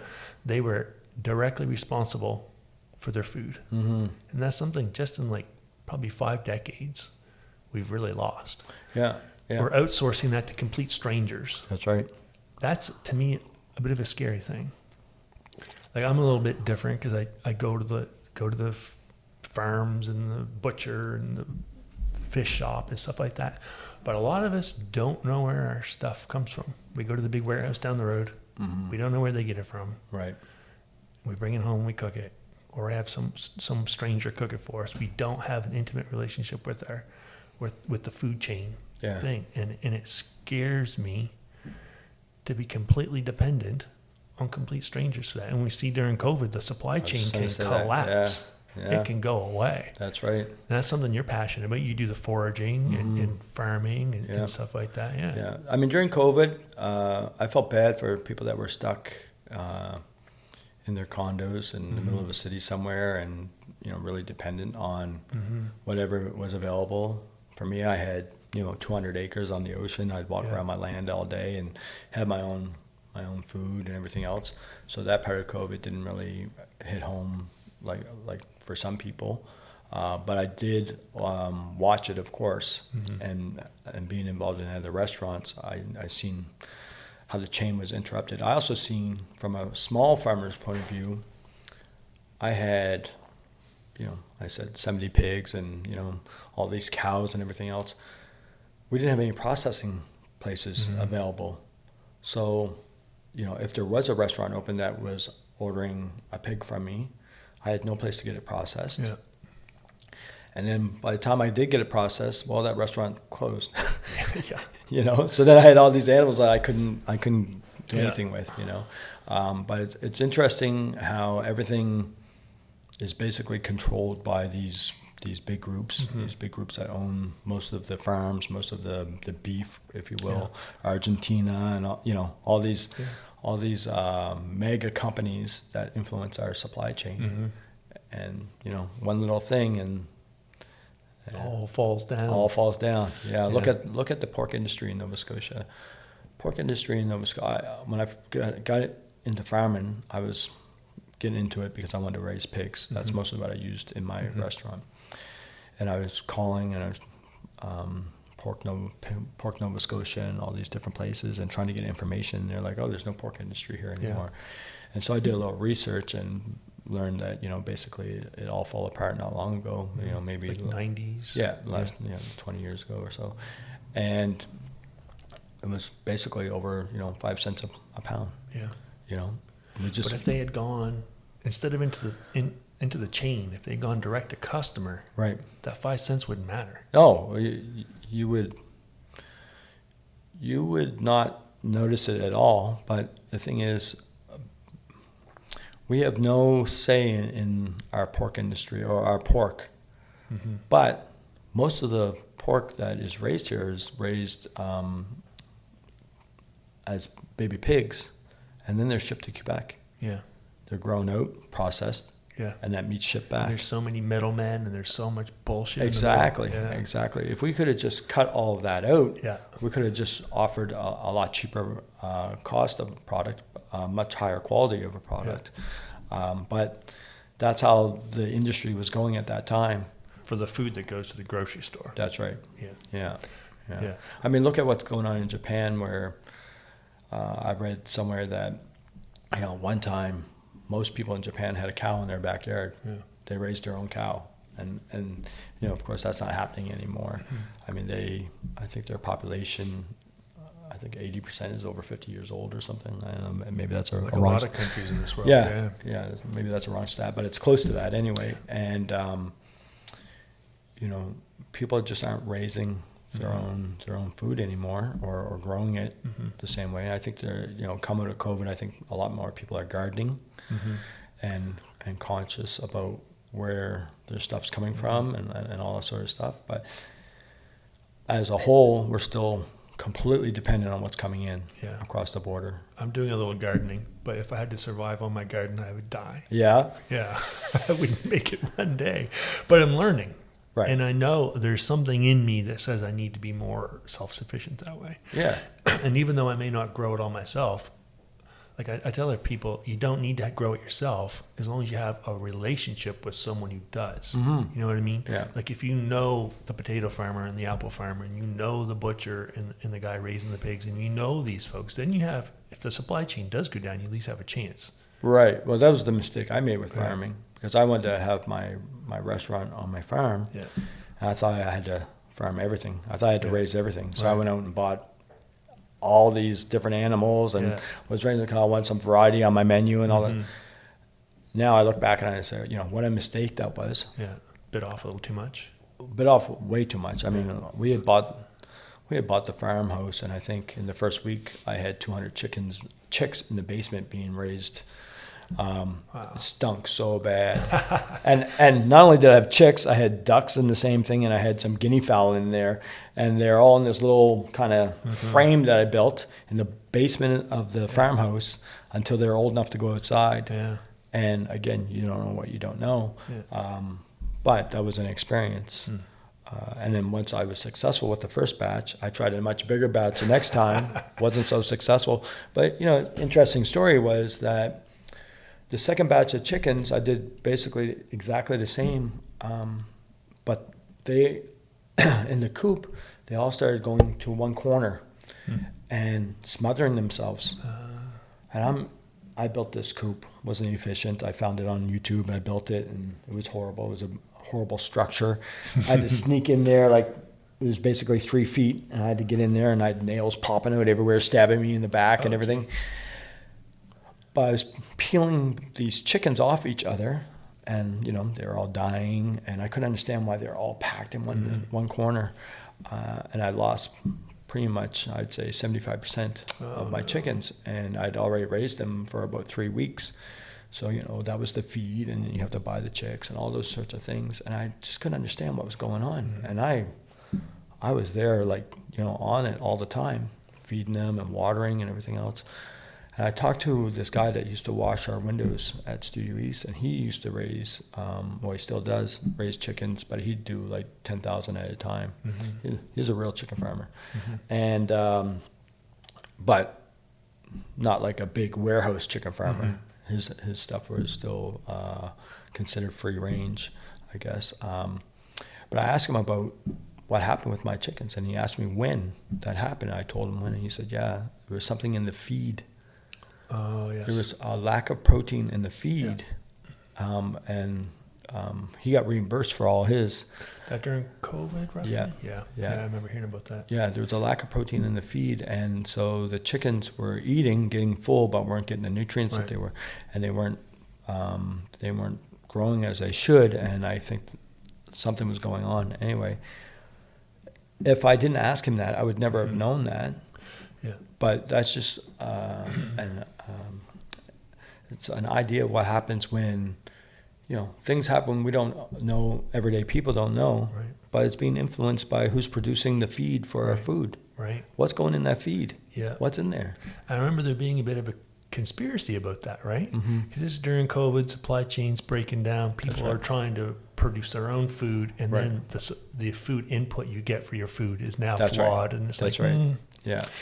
Is somebody fucking with us? Yeah. There's and you gotta wonder. Yeah, I'm not much of a conspiracy person, but when that stuff happens to you personally and you see it, you're like, okay, what the hell's going on? What the hell's going on? Right? These people have been making chicken feed forever. Yeah. Why did they fuck it up now? That's right. Yeah. We need it more than ever. What happened that exactly? Why is that happening right now? Yeah. And if you look at probably wound up in somebody's trunk for saying this, but you look at the chicken board for Nova Scotia or the dairy boards and all that, and the control that they have. Yeah. This guy I was talking about that raises those 10,000 chickens, he has to apply every year to be able to do his quotas. And of course, then he pays to put his infrastructure in place and everything. And because he's not an industrial chicken farmer, he has to get his quota approved by the chicken board, who is basically the industrial chicken farmers. And at any time, they can cut him off. Yeah. At any time, they can take him from 10,000 birds down to 200 birds. Scary. Why would they? It's all controlled by big business. Yeah, why would they have that control? But they do. They do. Yeah, it's a bit ridiculous. Yeah. And you look at these communities now that are saying, okay, well, this is a farming community, Annapolis, a farming area, but you're not allowed to have more than 3 animals in your backyard now, that kind of thing, right? Yeah. Why is that coming in? I don't know. What's that push? I would think that food security would be a number one priority. If I were in the government, I would want to know that we have food to feed our people. Yeah, I mean, I would want to know that. What is the stat of what we actually produce here and that we actually consume of our own product? I don't know, but whatever it is, it should be higher. We should have more than enough food in this province to feed Nova Scotians, and then some. Yeah, I think it's around 6%, somewhere around there. And this place is probably better off than most. Yeah, the Annapolis Valley. That's right. There's a lot of food producers. There's some amazing stuff that comes from the valley, and I would love to see that developed more. And we, as consumers, we can drive that. Like we really can. If you go to places like Diabins or Spurs or whatever the local, like support them, invest in them. And then if they get enough business, they can expand their operations. You know, if you go to like the Averys and the local markets, instead of people want to complain about how, Loblaws is making record profits. Yeah, you're giving them you have the money. Choice. Yeah, you have the choice. Yeah, you just have to stop a couple more places. Right. You got to pay your carbon tax on your fuel. Not you. You're driving an electric car. Yeah, that's right. But the rest of us have to pay more carbon tax to get to these places. But it's worth it. You know, because you're keeping money in the community. And you're probably getting a better product, right? And you're helping to make our food production system more robust. So if there ever is a crisis, we'll be better off, I would imagine. Yeah, I look at you look at the farmers market in Halifax. Yeah, not the poor brewery market that's been chopped up and everything else. I used to go there like at 3 years old with my grandfather, could barely walk and running behind him. But you look at the one that they did on the waterfront. Yeah. And, it was going good and everything. And I don't know all the politics behind it and everything, but I know government got involved and now it's not. Imagine that. Yeah. You don't even have to finish that sentence. That's right. Government got involved. Yeah. Next point. and it's very unfortunate because it was such an amazing opportunity for us to have. But one thing I'll say is, the rule was that it had to be made in Nova Scotia or produced in Nova Scotia and that sort of thing. And I feel like when there's a hard wall like that, it kind of always ends up where that market ended up. If you look at markets like Kensington Market or St. Lawrence Market in Toronto, and you look at those markets, they have all stuff produced from all over Ontario, unbelievable stuff. But then they also have lemons and limes. Yeah. And what that does is that allows a consumers are all about convenience, right? And that's why they go to Loblaws and all these. Right. They're all about convenience. Yeah. Myself, I'm all about time. I have all the energy and everything, but I'm all about time. I don't have enough time in my day. If they're able to go to a place that is serving all the local stuff, and I'm not talking about the 2 wooden boxes full of local stuff that Sobeys has. I'm talking about, true local market that has some lemons and limes and stuff that come from away. I think that's a more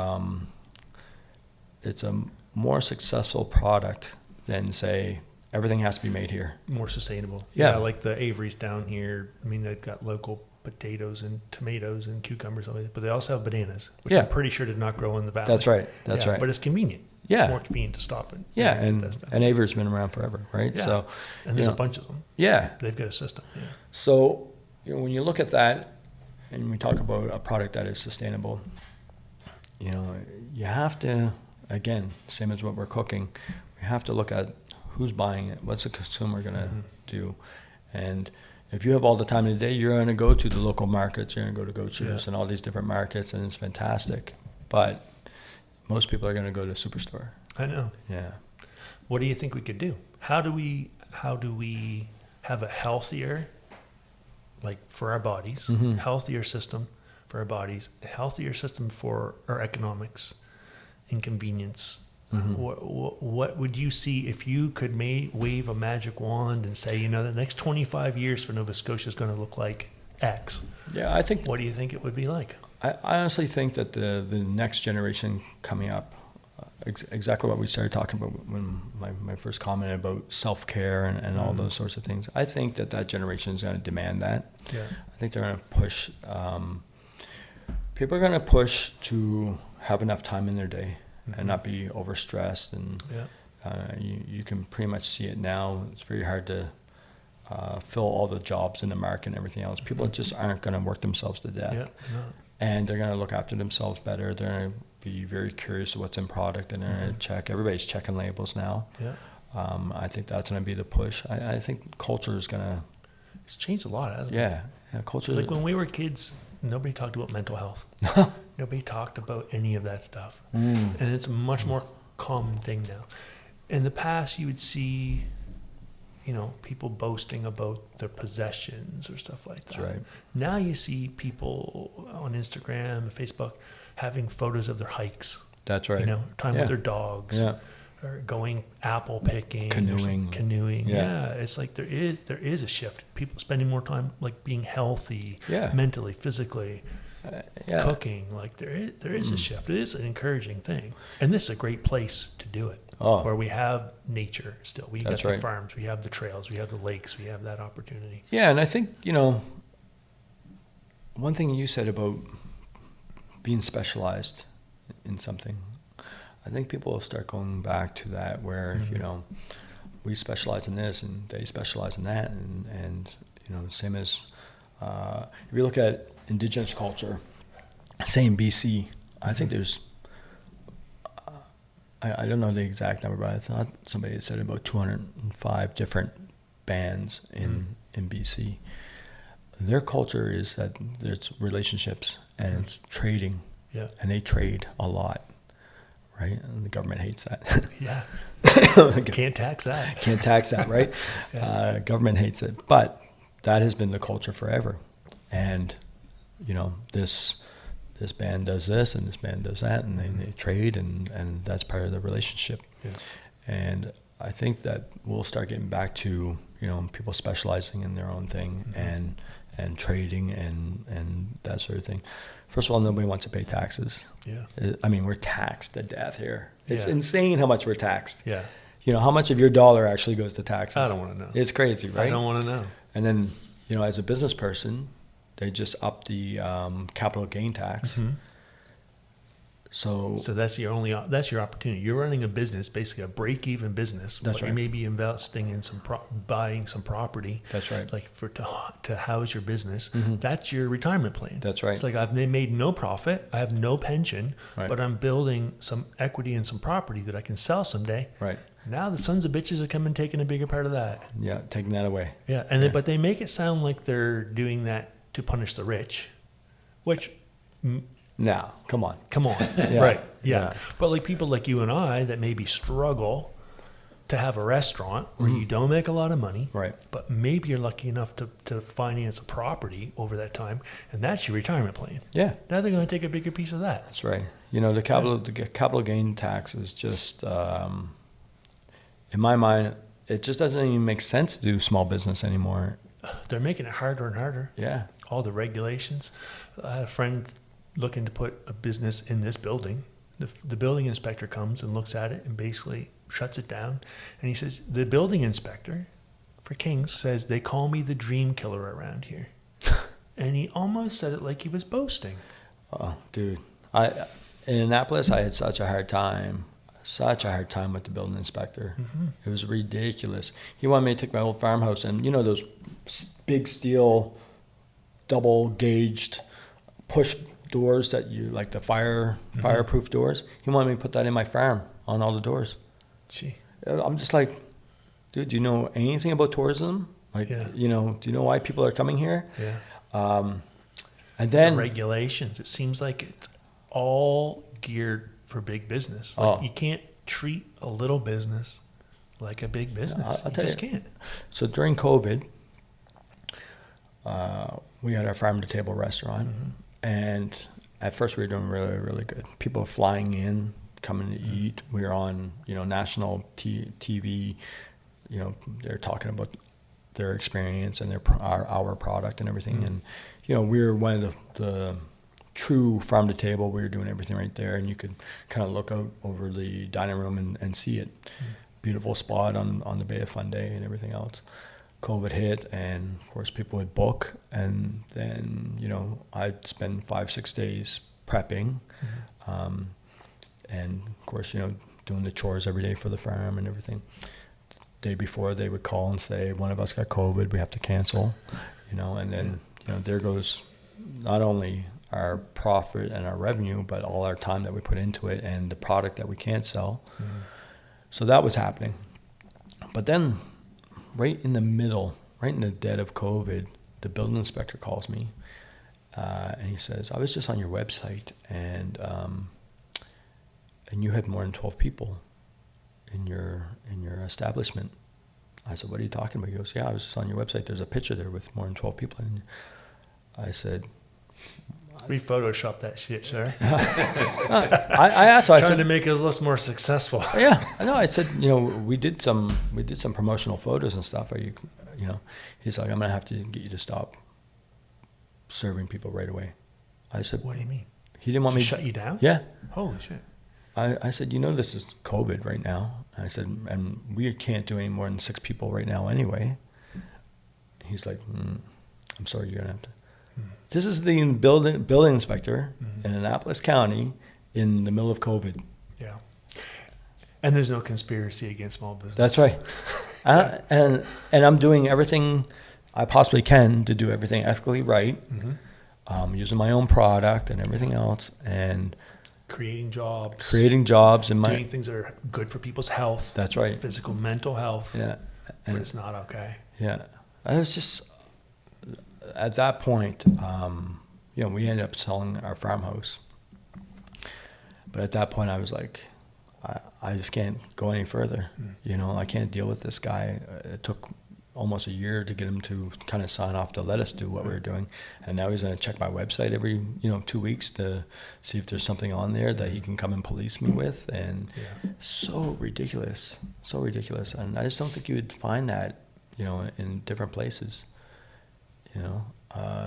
Blows my mind. And, of course, I love Nova Scotia and I love the Maritimes. I love Canada.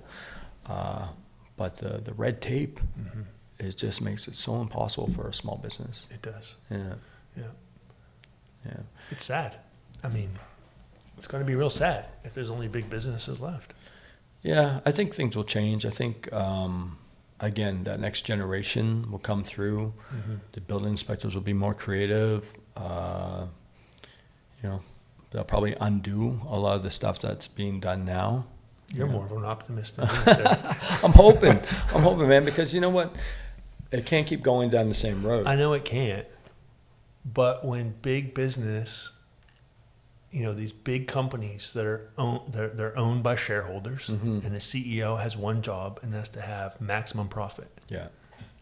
That by law. Yeah. He has to have maximum profit for his shareholders. Right. So they'll do whatever it takes to cut the throats of small people. They'll lean on whoever it takes to have the influence and power to get more and more and more, because that is their job by law. Oh, yeah. To have maximum profit for shareholders. Yeah, just extract money. It's going to go to a point where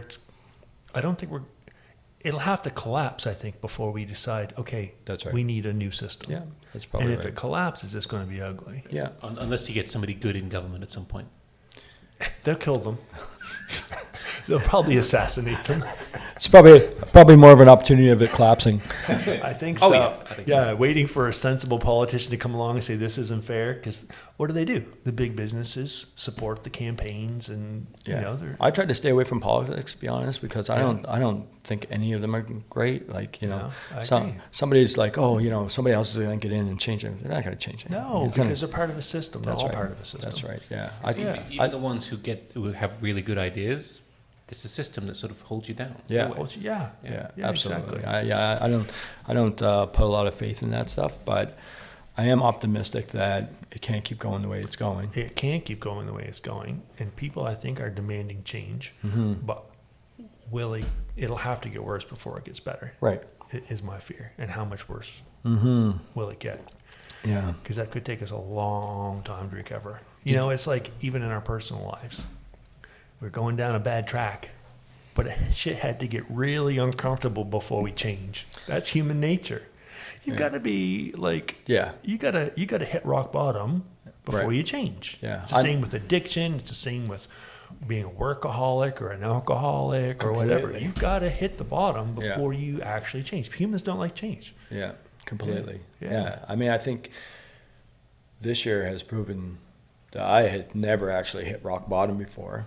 And so, Same. yeah, so I didn't really understand. I thought I had, Yeah. because I've lost businesses before. I've lost, relationships, and that sort of thing. But I'd never really hit rock bottom before. And this year I definitely did. But the growth that I got out of that, I feel fantastic now. Yeah. I have, fantastic people in my life now, people that really, really appreciate me and appreciate things I do. People I want to spend time with. I'm closer to my family, my kids than I've ever been. It's just how many kids? I've got 4 kids. 4 kids and grandkids, right? And grandkids. Yeah. What do they call you? So my grandkids call me Dad. Yeah. Your grandkids call you Dad? Yeah. Really? Yeah, they call their grandmother. Just because you don't want. They call their grandmother Mom. Okay. I think the 2 of us are both like, don't call us Grampy or Especially Granny. in public. Yeah. I was trying to get them to call me Uncle for a little while, but that wasn't going anywhere. That's funny. But again, very close relationship with them. It's good, and that's grown. Yeah. Recently. Yeah. Saying we were both humbled. Oh. Humility is a good thing. Yeah. Humility is a really good thing. That's when you grow. Yeah. When you're humbled. You're shaken down to your core, and you have to figure out who you really are and what's really important.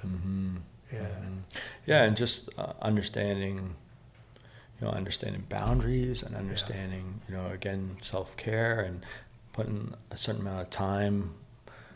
I have my own time now, which I never ever allowed myself to have. I go to the gym. I wake up every morning and I'm like, I cannot wait because today is chest day or today is leg day. I don't care what day it is. Yeah. I'm just pumped. It's not Wednesday, it's chest day. Yeah, that's right. I'm just pumped to be able to go. Yeah. And I'm excited to be there. And I go there and I don't go there and I'm not on my phone. I'm not wasting time. I'm not having conversation. I'm there and I'm like, okay, I'm excited to do this and I'm excited to do that. And I only have another 40 minutes. So I'm going to get as much in as I can. I'm pumped to be there. And that's my everyday thing. And if I don't go to the gym, like say 2 days in a row, I'll take off. I feel it. I feel it in my spirit. I know my interactions with people aren't the same. I don't have that. I'm not as easygoing as I normally am. And so I know that energy out. Yeah, I know it's something that I need to do for myself and the people I have a relationship with. And my new partner, she is excited about being in the gym as well. She's pumped about being in the gym. So those things, those are things I want in my life. And being in the woods. I need to be in the woods. I realize that if I don't have a chance to go for a walk in the woods or go foraging or something, I feel it. Yeah. Something just cleansing about that, isn't there? Yeah. Just being in the nature. Yeah. And I go into the woods for a couple of reasons. One, to, detoxify, get in there and just, cleanse, like you said. I also get very, very inspired by colors and textures and everything in the woods. And I usually see something, I'll bring that back to the kitchen and try to mimic that somehow. Like literally bring it back to the kitchen. Yeah. Foraging and bringing Foraging it back, to the or kitchen, the idea of it or however it inspires me. And I try to mimic it somehow. And I have a lot of fun doing that. And that might not just be, I might not go back to the kitchen and say, okay, I'm going to produce that today. That might be something I seen 3 years ago. Right. And I'll be like, okay, today's the day. Yeah. I'm pulling that one out. It has to percolate a little bit. That's sometimes. right. Yeah. That's right. Yeah. There's experiences. Because when you're just in the kitchen, how do you get inspired? Yeah. You know what I mean? Mm-hmm. You got to get out and do things and experience things and see things and have a richer, fuller, more balanced life. And I think that, especially for creativity. I used to spend a lot of time in furniture stores, to be honest. Yeah. I would go to modern, funky furniture stores and I'd look at textures and shapes and colors and all these different things. And I'd be like, okay, I need to go back and try to recreate that shape, that color, that texture in a product that can taste amazing, that isn't overly bastardized, all these different things. And I used to find that very challenging, but very rewarding when you come up with a product that nobody else had come up with. And it's because they didn't look at that chair the same angle you looked at it, or under that light. That's awesome. So I try to get inspiration by other artists, and obviously I find furniture very funky because if you look at the European furniture and stuff, what they're making and stuff, it always has cool, really neat shapes to it and stuff. And I find that in nature. You go walk through nature and you just look at how the moss is growing on this one rock, and you're like, wow, that's so cool. Literally like cooking moss and berries and mushrooms, and a good friend of mine does these eco tours, and she's taught me a lot about sea foraging. And so I spent a lot. Sea foraging. Yeah, sea asparagus and sea lettuce and sea rocket and chickweed and all these different things that grow around our bay areas and stuff like that. And so I spent a lot of time, kind of knee high in the ocean, getting stuff, and it's just so fantastic to go back to the kitchen with that product, start playing with it, and finding different ways to use it. Yeah. Phil from World Tea House was here a couple weeks ago. Okay. He talked about foraging for tea products. Tea song, I guess, was the French word we learned, which means not tea, but foraging in the Nova Scotia forest for things to make like tea out of. We have such an amazing landscape here, like the biodiversity of things. If you take an eco tour, say, there's this guy from Membertou named Duma Young, a good friend of mine, and I took an eco tour with him, and we were just walking through the woods, and he's like, eat this, eat that, eat this, and he has a story behind each one. This is what they make aspirin from, and this is all these different things, and he tells a story about birch bark and how in their community birch bark is so valued because of these different stories and stuff and the things that they make from them. And then after these tours, you walk through the woods and you're like, you have a different appreciation for everything, right? Because you look at it differently. You have the knowledge of it. Because from the people that lived there for generations and generations, there's something about generational knowledge. Yeah. Because like you as a farmer, trying to learn to farm on your own, there's things you just don't know. And like even me as a farmer, I was a 5th generation farmer. There was things that I didn't know. Maybe my dad didn't know. But then you go and you ask your grandfather, it's like, oh yeah, we saw this in '88. I'm like, what the hell? Right. You know what I mean? It's I got my ass kicked farming, man. Oh my God. Because there's these patterns, there's annual patterns, but then there's things that only might come around every 20 years or something like that. Exactly. And it's interesting, like, there was a whole wave of new farmers coming along, which was awesome to see. I was part of that. Yeah. But I remember reaching out to the Farm Loan Board and saying, how can I get a barn? I need a barn. I was building all these little small temporary buildings. I was like, I need a barn. Yeah. I've got all these animals. And they're like, oh, usually that's passed down. I said, well, yeah, I'm a new farmer. No, usually it's passed down. I'm like, okay, but how do I get a barn? Can I finance it? No. but they've seen that. Because I talked to Farm Credit Canada, and they said, oh, anyone with the last name Bar, we got you. But it's because they know that my family's been doing that forever. Right. A new guy, you might have a 30-year crop die. Right. Yeah. And it's not, I guess that is a way to select, right? Like, would you finance a restaurant for someone who's never been in the restaurant business before? Absolutely not. Absolutely not. Absolutely not. But if I said, okay, you got to hire a consultant, a lot of the funding that I seen during COVID was, we're going to fund you, we're going to give you $5,000. So I was like, okay, great. But it wasn't actually $5,000. It was $5,000 to this law firm that was going to help me try to find more money. I'm just like, my God, do I have to go through this circus so many times to try to get money? And again, that was just a bullshit thing from the government that, we're giving money out to these different law firms. We're giving money to all these corporate stuff. But it's because they golf with the law firms. Right. Right. That's why. And somebody arranged that somewhere in some back door. So when a politician says, oh, we gave, millions and millions of dollars to this, well, that's not actually what happened. No, it's not. I would love to see, I talk a lot about, I'd love to see us tax the bullshit food, the sugars and the candies and the sodas and all that shit, and give that money to farmers in this province to make actual food. Let's make a tomato cheaper than a Joe Louis. We've been talking about that for 30 years now. I remember we had this huge conversation, farmers and politicians. I think her name is Lil from the Wooden Monkey in Halifax, and she stood up and, I think she was speaking kind of what all of us were thinking, but suggesting that, let's tax anything that's coming across the border, whether it's Joe Louis or it's California strawberries. Let's tax and give that to the local farmers so they can, sell their product at the same price, and they can produce and get everything that they need. Yeah. And of course, we've been saying that for 30 years, but of course nobody's going to do that, because what I realized about owning my own business is that the government wants, they're only looking for exports. They want you to be able to export something. Yeah. Right? That's a big win for the economy. That's right. Exporting is big. Yeah. That's all they really want, is you to be able to export something. Yeah. If you're in business to service local, they have real no interest in you. And people don't understand why that is, but I'll tell you why that is. The economists say that a dollar that comes into the province from outside, that's why they love the mink industry, because it was 2.2 million mink that left the province. No one's making fur coats in the province. And I think it was $165 million a year was coming into the province.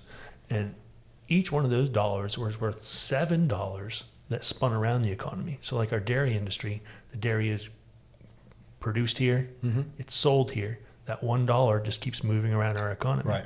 But with something that's exported, every dollar that comes in is equivalent to 7 of those dollars that just spins around. That's fresh money coming in. That's Chinese dollars. That's Russian dollars. Right. That's new dollars coming into our economy. Right. And they love lobster. That's why they love the lobster industry. Anything that has the exports. Right. Yeah, because that's like a fresh dollar coming in, not just a dollar spinning around. So that's what I found with funding. If you had something to export, all the funding in the world's there for you. You can get it. If you're serving local, sorry. Yeah. And so what they realized, I think, in the last probably 5-10 years, is that tourism is an export. It is, yeah, because that's a fresh dollar coming into our economy. Yeah. That's right. So when people ask me now if I have anything to export, I say, yeah, absolutely I do. Yeah. And that's what's going on. Yeah. And that's what's happening now with the indigenous tourism. I'm speaking Thursday. I'm speaking in Cape Breton, doing a lecture on indigenous tourism and what's going on with it and how to be involved in it and what the customer base is and all that sort of stuff. But people are coming from away for that experience. If you go to Europe, Asia, they love the American, Canadian, indigenous story. Absolutely. They love it. They go crazy over it.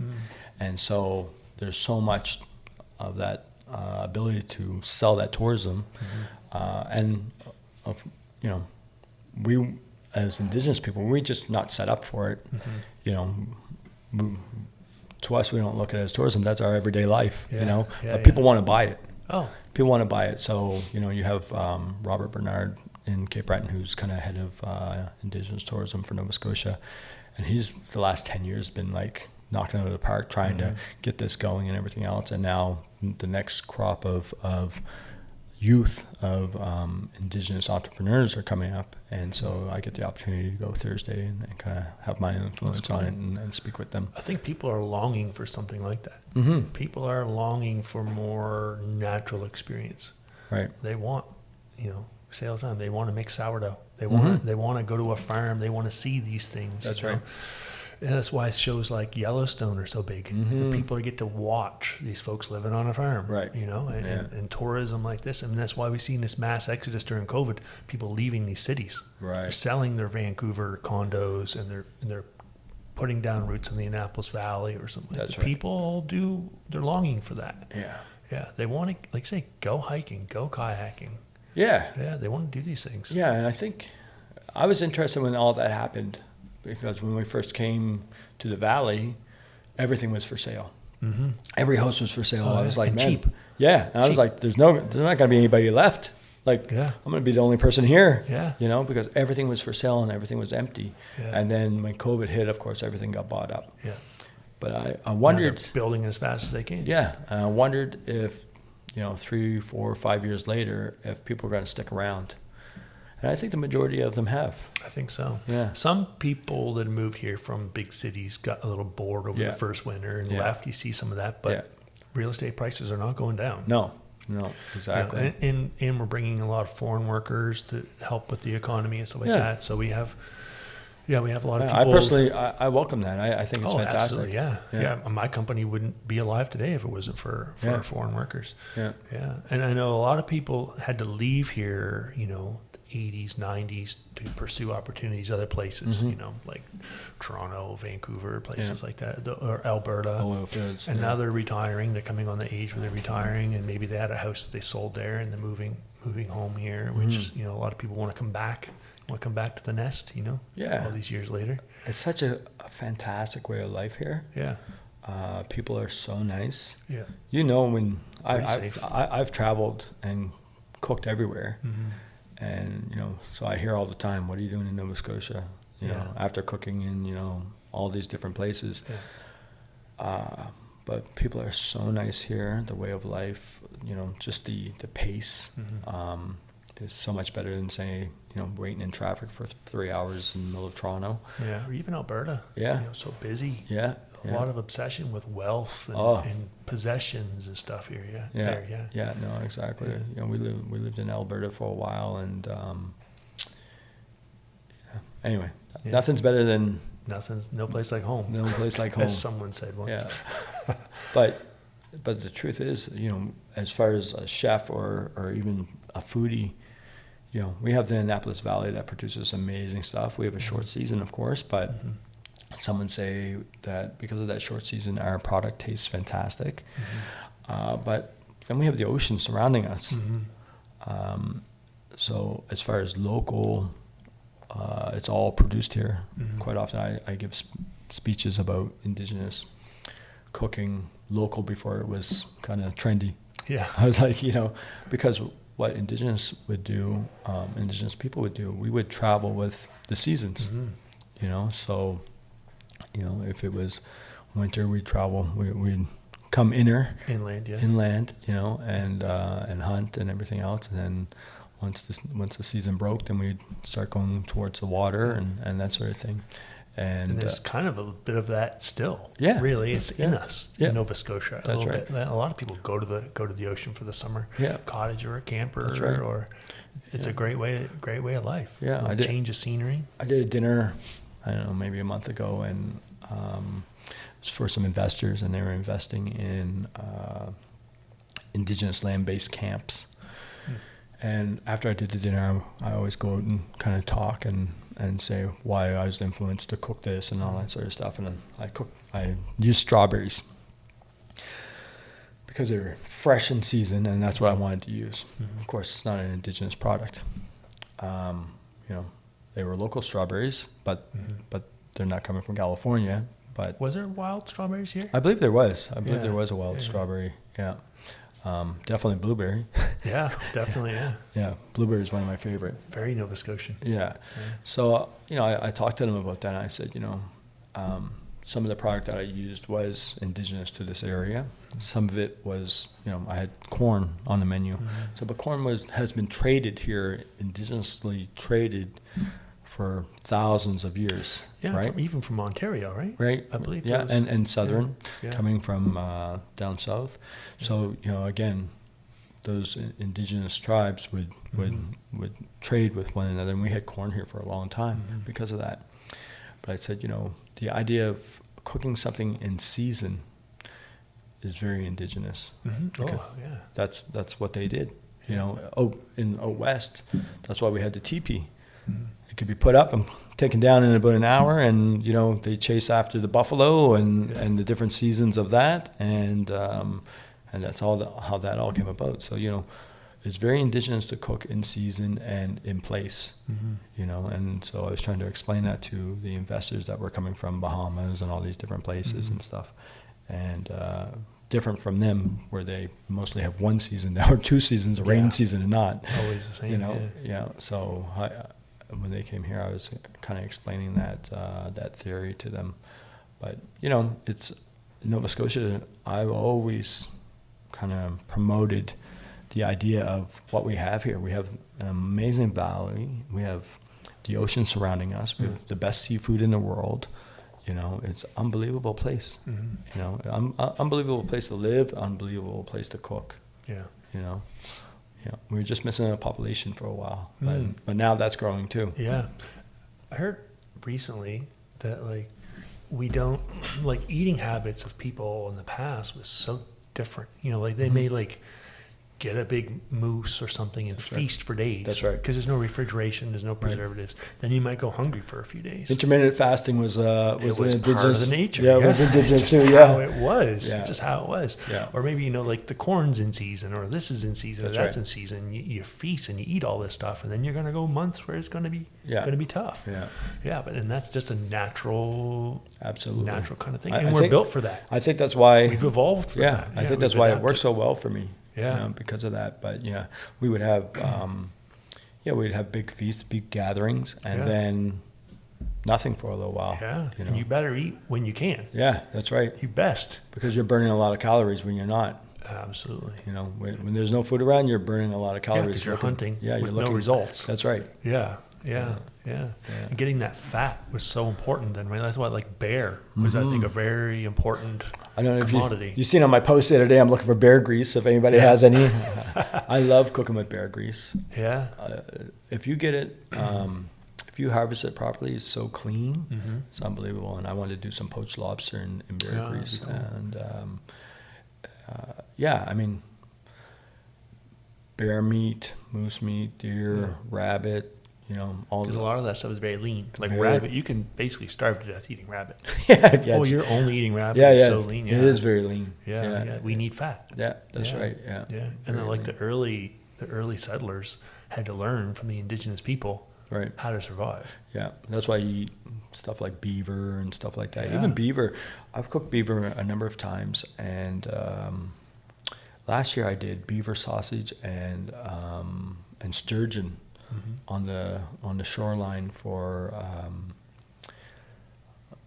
some group in Cape Breton, but they were teachers that were learning Mi'kmaq studies, and they wanted to have a Mi'kmaq meal. So we went to, I think it's called Mother's Pot. I don't know if you ever heard of that. It's on Parsboro. And while the tide comes in, air comes up from the ground underneath the water, and it bubbles like a pot would bubble, almost like a big simmer. It's so cool to watch. You can kind of watch the bubbles come up here, and then the bubbles come up over here, and it happens for quite a while. Anyway, so we had a whole sturgeon, and we had beaver sausage. And beaver meat is such an interesting texture. It's meatier than meat. Yeah, it's not overly fat like you would think with a beaver. The tail's fat, but the actual meat. But it's just got such a meaty texture and not really gamey. No, doesn't have like an off flavor or anything like that. Delicious. It's very delicious. I think that was an important fat source. That's right. For a lot of people. That's right. Yeah. Because like nowadays, people cook the bacon and dump out the fat. I know. Our ancestors would have slapped us. Yeah, they absolutely. saved that stuff. I remember when I used to wait for the school bus at my grandparents' house. And I remember my grandmother one day took a piece of homemade bread that was dry. She cut it, she toasted it. She put brown sugar on it, cream, and bacon fat. What? Has she lost her mind? It was like an old school thing that they used to do. That sounds delicious to me. She'd keep a can of bacon fat on the counter and just pour it on bread. And I was like, but that would have been a big thing. You don't throw anything out. That's something I do, for a little trick I do on my ramen. Yeah. So right before I'm ready to serve my ramen, some hot bacon fat. I just let that go in on the top of it, and it fuses the whole pot, and it's delicious. Yeah, don't be afraid of fat. No, No, That's good. Yeah, you gotta have some fat. I mean, look at keto, and everybody was going crazy on keto, and I think now keto has changed a little bit, where you get a little bit more protein than fat. But, It was very satisfying. Oh, I was on keto for about a year and did amazing with it. Yeah. It's a hard lifestyle as to keep up with it, right? Because you're just constantly eating fat all the time and stuff. And I personally love vegetables. I love vegetables, so it's hard to not get the carbs, right? But now I think I eat more balanced. I do focus on my protein, but I'm not afraid of fat. No. What I'm afraid of is donuts. And it's not the fat in the donut. Yeah, it's the sugar. Yeah. I love donuts. I'll get a sour cream plain once in a while. Oh, yeah. I love those things. Yeah. Can't do glazed. No? Too much sugar. I'll do glazed. But I feel sick. I would do, right now I'm on the border of New Brunswick and Maine. So 5 minutes I'm in Maine. And Dunkin' Donuts. They have some donuts over there. Ooh, amazing. Yeah. Amazing. But I'm like, okay, once every 2 weeks I'll go get a donut. Yeah. But when we lived down in, me and my ex lived in Arizona. And Krispy Kreme territory? Well, no. So if you Lucky Peach magazine? No. You gotta read Lucky Peach, man. Okay. I don't know if they're still making them, but that was David Chang's magazine. Amazing articles in there. If you're a chef and into food and all that sort of stuff, it's a must, honestly. But they had an article in there about Cambodians coming to California and learning how to make donuts. They all worked at this like really cool donut shop, and then just kept on bringing over more and more and more family members, and then before you knew it, California and Arizona were all these donut shops were all run by these Cambodian donut shops. That's right. Wow. And the best donuts, cooked fresh like every hour. Shit. And my ex was Cambodian, so of course as soon as I seen Cambodian donut shop, I said, okay, let's check that out. The best donuts. Unbelievable. So is it part of their culture? Not part of their something culture. They just learned here. Something just took to. That's right. Wow. That's right. Sorry about that. Something that they learned here and took to, and honestly, the best donuts. But of course, there's no Cambodian donuts up in Maine, or not that I've found anyway. If somebody knows, let me know. But Dunkin' Donuts, honestly, they do a pretty amazing job with their donuts. Yeah. I did my internship in Manchester, New Hampshire. Back in 2001, I was interning at a church down there when I was a preacher, before I was a preacher. Yeah. And I would get homesick. But there was a Tim Hortons in Maine. So I would drive up to Maine to go to Tim Hortons and just pretend that I'm home once in a while.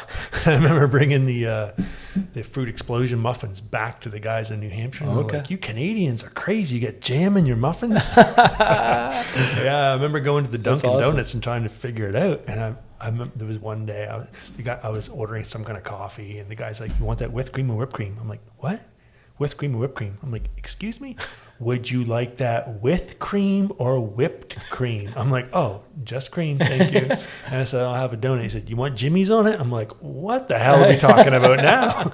But down there, Jimmy's are sprinkles. Okay, yeah. I didn't know. So where I come from, Jimmy is made by General Motors. Yeah, yeah. Yeah, it was an ordeal to order down there. So the cultures can be. It doesn't seem that far away, but they have different terms for everything. Oh yeah, definitely. Yeah, yeah. I love their donuts.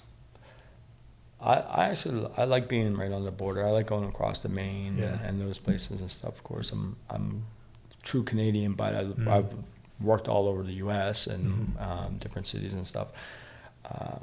I always found people in the U.S. very friendly. Oh yeah, I loved it there. Had a good time. Never had any issue. I remember being in, I think it was in Boston once. Flew in on the red eye, and I was doing an event down there, and I was at Starbucks, and that's when I was first new to Starbucks, and I was in line up, and I ordered my coffee, and I tried to play with Canadian dollars, and they wouldn't let me. And the guy was giving me a hard time, and the guy behind me was giving me a hard time because he wanted his coffee. Yeah. And this lady kind of pushed him out of the way and paid for my coffee. She said, "I've never met a Canadian I didn't like." Oh, there you go. And I worked in all kinds of different states and stuff. And I've always had great experience working in the U.S. Never had a problem. I've traveled all over the states. I love it. Yeah. My dad, I never heard my dad say anything bad about anybody. You know, he's just a real gentle person. You know, he's been through a lot in his life, but you'd never know it. Like, he's just has love for everybody and stuff, and just a real nice guy. I have a lot of respect for him. The two people that he has no tolerance for is Putin and Trump. He cannot stand them, right? And so I've never heard him say anything bad except for those guys, right? Yeah. But, you know, he loves Canada and he loves America too. You know, it's just he just doesn't believe in that kind of politics, right? Yeah. But you know, I have a lot of love for the U.S. Did your dad go to a residential school? Yeah. Did he talk about it? He did when it became kind of like, you know, when I. asking a little bit more. But I knew that he went, and I knew his father went. His father had a real hard time. My grandpa Sam was he was a big Indian, you know, and big for his age, and so, you know, what they did at the residential school, the older kids kept the younger kids in line, and the older kids would get rewarded for that. And so my grandfather being kind of big for his age, the older kids would put a beating on him to keep him in line, kind of thing, and he took off like 3 times from the residential school, but was always brought back. Wow. I always talk about, you know, the residential school, and think about a culture with no kids around. Think about communities with no kids. Sad place. It's, you know, it's a dark place. Yeah, it's a dark place. Yeah. You know, and people don't really realize that. But, you know, they talk about, well, it's not genocide, it's not this. You think about, you know, communities with no kids. And then when they do come back, they're different. Yeah, when they do come back, they've been programmed. Programmed, exactly. Yeah. And then they get back from residential school, and then they're shipped off to you know, orphanages and that sort of thing. You know, my dad was in an orphanage, and we would probably been spent, you know, his life away from his true family if his sisters didn't come back and look for him and get him. So, you know, quite the history there, and so that's why I have a lot of respect for him, because, you know, he has no hatred in his heart. He's a very gentle person. Was in the Navy for 30 years, and then drove school bus for like another 15, and always just wanted to be a contributing person to community and that sort of thing. And it's just a genuine happy person. You know, it's beautiful. Yeah, when you go through that kind of stuff in life, good to not be bitter. Yeah. And he's, you know, we've got much closer over the last over the last 20 years, but more since I think I bought the farm, and I've been in the area and stuff, and I was just have, you know, tremendous amount of respect for him and my mother. You know, just really good people. That's good. Yeah, they have a lot of integrity. Yeah. And I think that's something that I've really kind of tried to put in my life, is a lot more integrity. Sometimes it's hard when you're in business and you see things that are going on, and you're like, I'm going to get screwed if I don't screw someone. You know, if I'm not the screwer, I'm getting screwed, kind of thing, right? Yeah. And I hate that kind of thing about business. You know, I'm probably not the best businessman out there because of that. I'd rather take it. Yeah. And so I've learned that about myself in business, and also I've learned that, you know, at one point I used to be under the idea that I need to own everything. You know, that mindset. I don't feel that way now. I don't need to own anything. I need to extract what I need from it. So I need to get paid. I need to be able to extract some money. I need to extract the ability to teach, because that's very important to me. I want to be able to teach. And I need to extract the ability to be able to be creative. If I can get those, if I can get those 3 things, that's all I really need. I don't need to own anything. Yeah, that's good. That's come to me, you know, probably in the last number of years, but you know, that drive to own something is, you know, it's not in me anymore.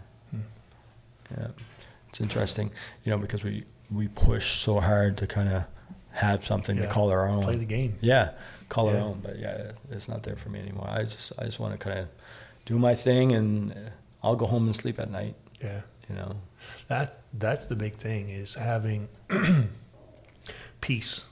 Know that you've honored your values. You know what I mean? And that you can I mean, I think a lot about the Stoic philosophy. Oh, It all comes down to your character. That's all you right. really have at the end. Because everything we have could go away. Yeah. Banks could collapse, system could collapse, businesses could be gone. Mm-hmm. You know, there could be a war. It could be anything. Right. Anything. Your health. Yeah. Your health could go. That's right. Then all you really have is your character. Mm-hmm. Are you going to be a decent sick man? Or are you going to be an asshole? Yeah. Are you going to be a decent poor man? Or are you going to be an asshole? Yeah. You know, like it all comes down. That comes down to the character, not the outside circumstances. Right. That Stoic philosophy got me through a lot of my dark time in the last 6 months. We talked about that. Yeah. I really connected with that. Yeah. And somebody actually called me very stoic not too long ago, and I was like, I don't even know how to take that. I don't know if that's a compliment or not, but I'll take it. I think some people think of it as uncaring, right? But it isn't. No, it's not. It's about having that self-control. Yeah. And the character and being can you be consistent? Can you be a good man no matter what the circumstances? Right. It takes a lot of willpower. It takes a lot of willpower and conviction. Yeah. Yeah. Can your kids and your grandkids come to you expecting you to be the same? That's right. Day after day. Can your staff come to you and know what kind of mood you're going to be in? Can your partner come to you and count on you to be solid in a dark time? Like that's what matters. Yeah. Man. Yeah. No. That's strength.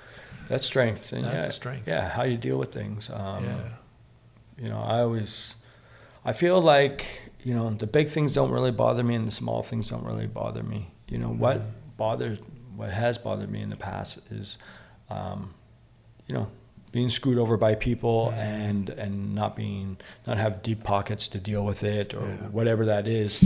And now I just like, whatever. They got to live with that. Yeah, whatever. They got to live with you that. Know, you do what you do you, and I'm going to do me, and I'm going to feel good about it. Yeah, you know, and as long as you have a clean conscience. That's right. Then you're good. Yeah, and even that, you know, clean conscience. You know, like I said, I had reached out to some of my previous cooks and kind of apologized for working them so hard and burning them out, and maybe not give them the structure that they actually needed to do the growth that I was expecting them to do.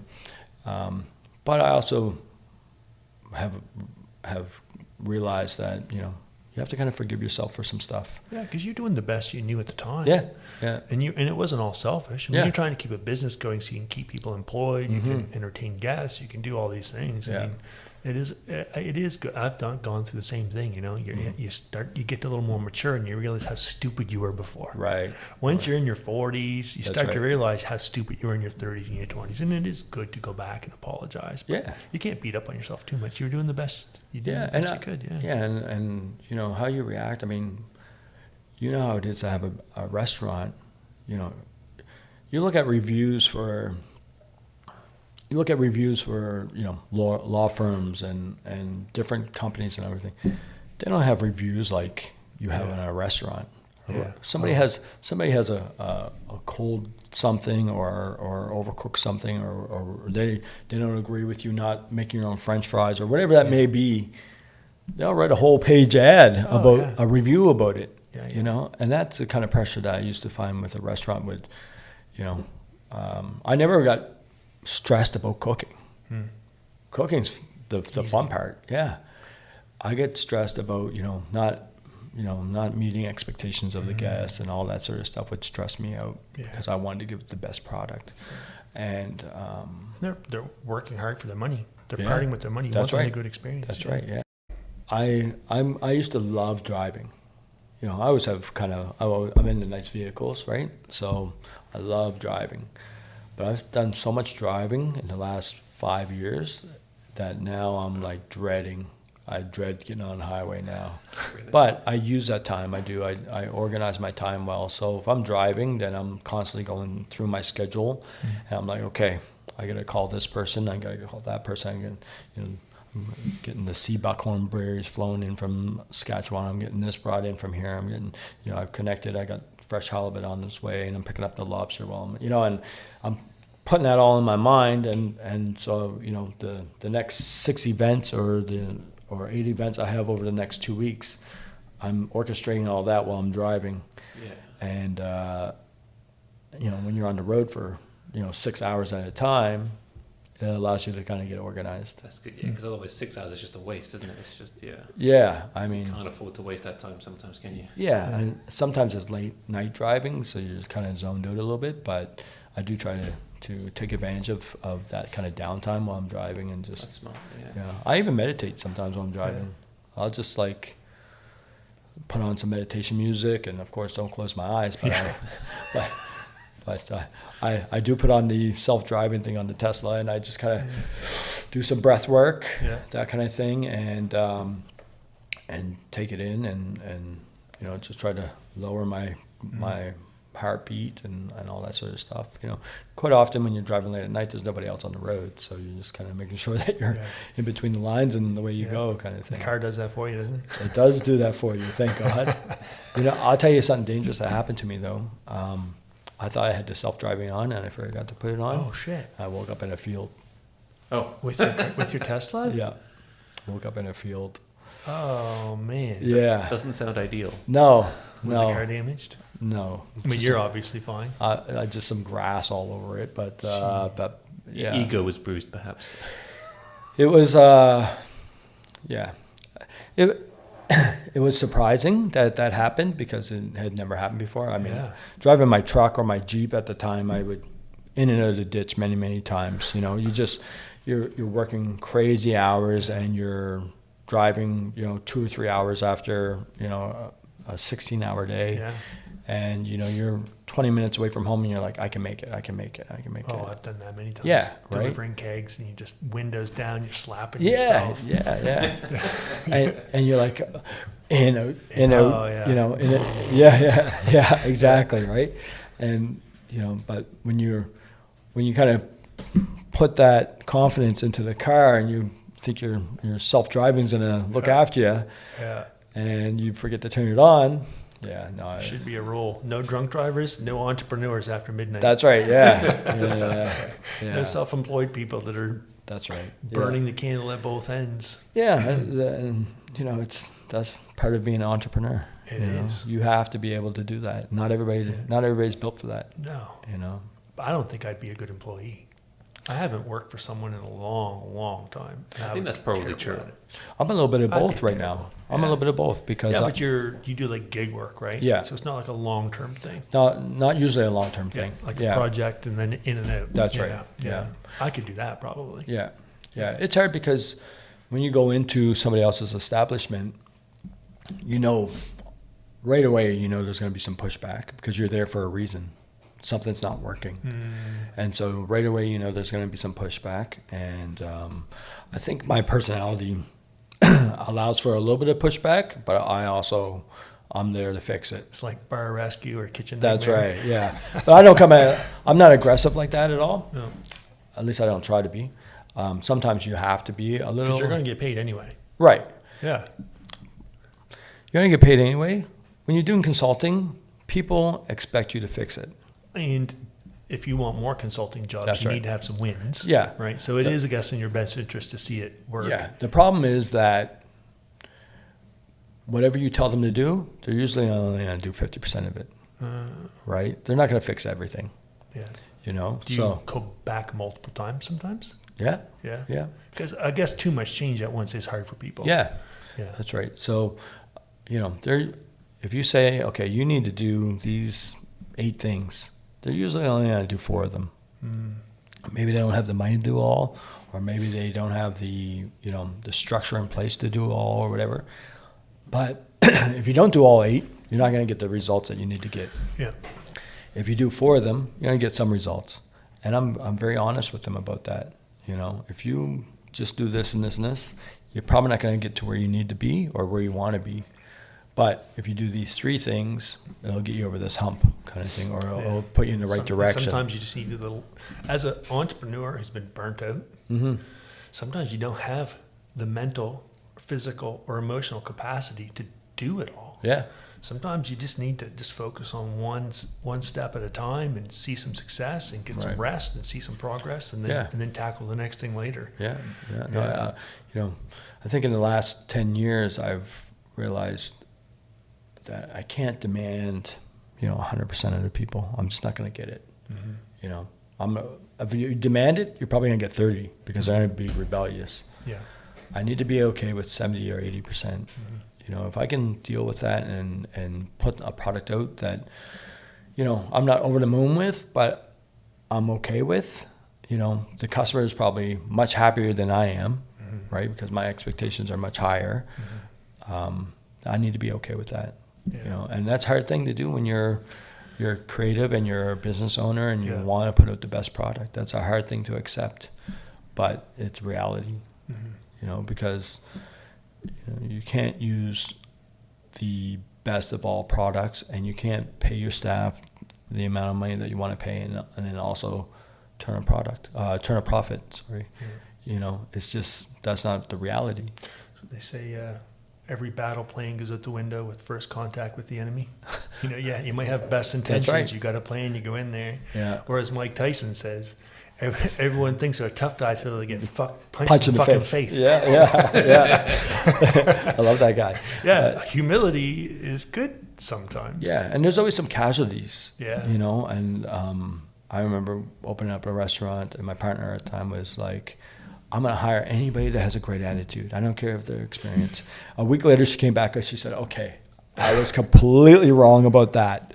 I don't know if completely wrong. Right. You have to have a great attitude. It can't be an absolute, though. Yeah. Yeah. You have to have a great attitude, but you need some sort of experience. And there's places where you don't need experience. Listen, if you have no experience, go to a hotel because they have the pockets and they have the manpower and they have captive audience. Yeah. They have the ability to train you properly. A small restaurant, we don't have room for that. No. You know, you only have so many positions that you need filled and they need to be producing. And especially in a place that's so competitive like HRM. Yeah. There's so many restaurants. Oh my God, there's so many restaurant seats in HRM. It's insane. Yeah. You got to be, it's dog eat dog. You got to be know what you're doing. In Yeah. a smaller town where there's only a couple of the restaurants, you be a little more forgiving. Yeah. The learning curve, you have time a little bit. Yeah.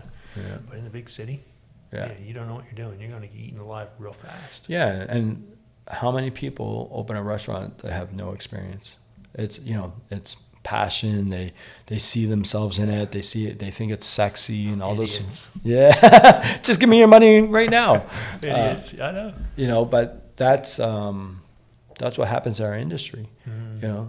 People get passionate about it. They see the romance in it and they get excited. They think it's sexy. They hire cooks. They're employing all these people and they have no clue what they're doing. And sometimes they can be very successful business people in other fields. Absolutely. But then completely lose their shirt in the restaurant business. I've seen it. Yeah, and that's some people I really respect that make very good money. Think they're going to open a business, a restaurant business, and those are the people that that I do work for because they do it for 6 months and they realize they don't have a clue what they're doing. And if they're successful in another business, restaurant business is a little bit different.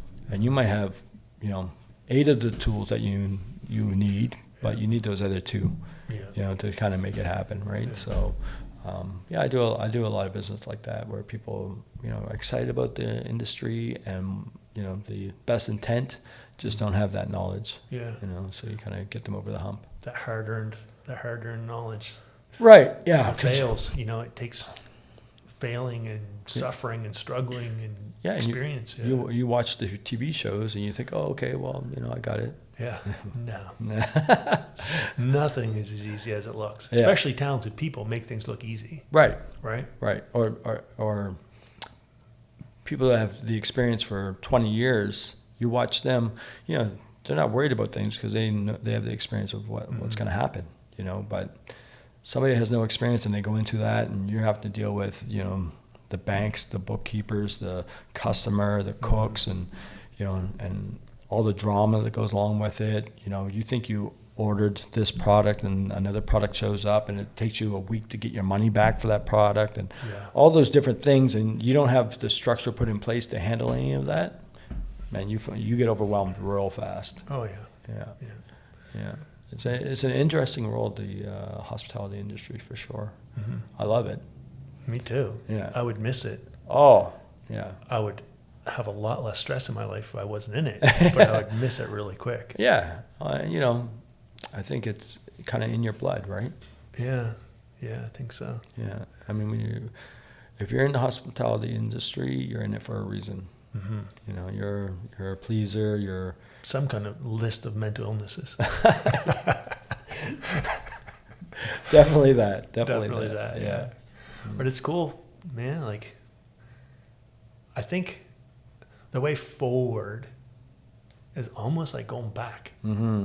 Definitely. You know what I mean? I think that, like, our parents probably grew up in like that modern age, you know, where they're landing on their moon and there's all this technology and there's all this high tech stuff. And they thought that all that technology was going to solve all the problems. And then we grew up in this time, there's like the internet and there's all this stuff. And things have never been so high tech, but things have never been so fucked up either. It's, you know, you look at that guy, watching podcasts, I watched Joe Rogan the other day, and they had the guy on there that had the implant. Yeah, the Neuralink. Yeah. They had the Neuralink. Yeah. That is kind of scary for me. And a little crazy, right? Yeah. You know, to think that you wires into his brain. Yeah. Yeah. And he's constantly hooked up all the time. Mm-hmm. That's the world's changing fast with AI and all this stuff, quantum computing and all kinds of craziness. Yeah. But I think as we go down that road further, people's natural instinct is to want something a little more natural at the same time. Yeah. Yeah. And it would be great to have a balance of both, because in some ways, like Starlink satellites allow people to work.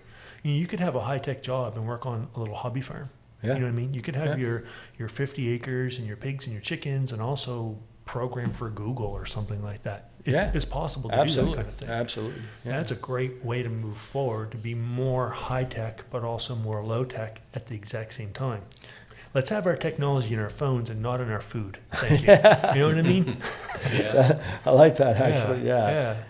No, I think, you know, I got this Apple Watch, and I can like click my fingers and it sends messages and all that sort of stuff. And I'm, you know, pretty soon we'll be like winking, and that will be taking a picture, and you know, all that will be happening. I know, right? And who knows where that's going to go? But it is a little scary, and it kind of makes you wonder, you know, what my kids, what my grandkids are gonna have to deal with. Well, we have the control over it, the habits that we build for ourselves. And then not only, like, I guess, like in our position, we're not just individuals, like we're dads and grandfathers, or dads and dads in your situation.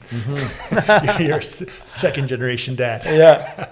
But like, I know, like, a lot of my kids are like me in a lot of ways. They struggle with the same things, like attention sometimes, or you know, when I was a little bit younger, sometimes frustration and anger and all these things. And I know, like, now learning with these things and wrestling with these things, learning self-care and to meditate and to exercise and just be a calmer, more at peace person.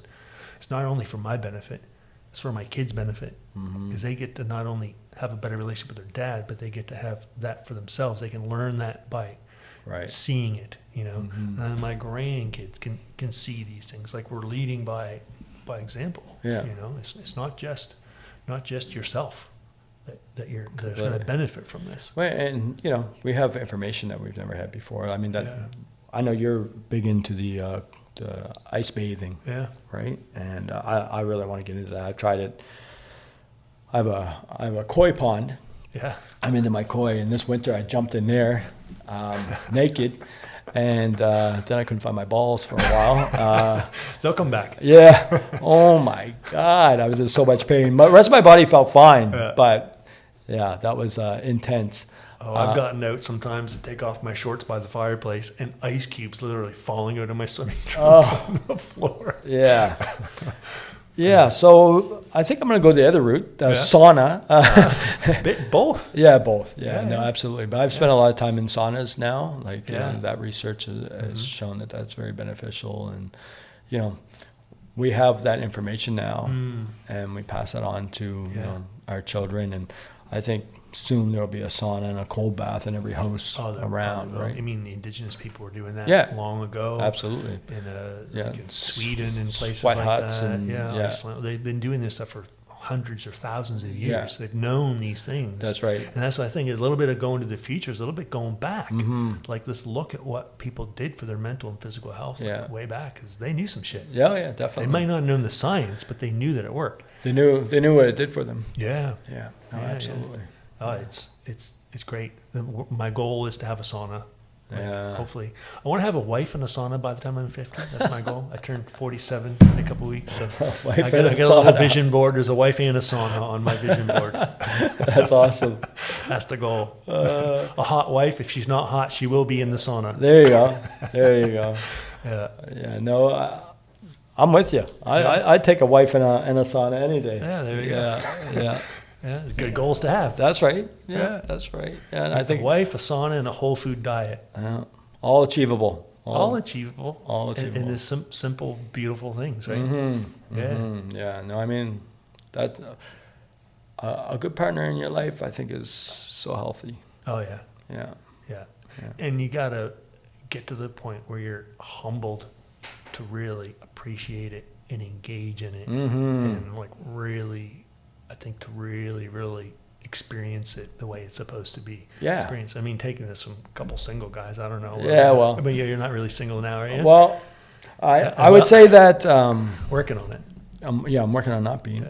Yeah. I would say that going through that experience, my ex has made me the best person for my next relationship. Mm-hmm.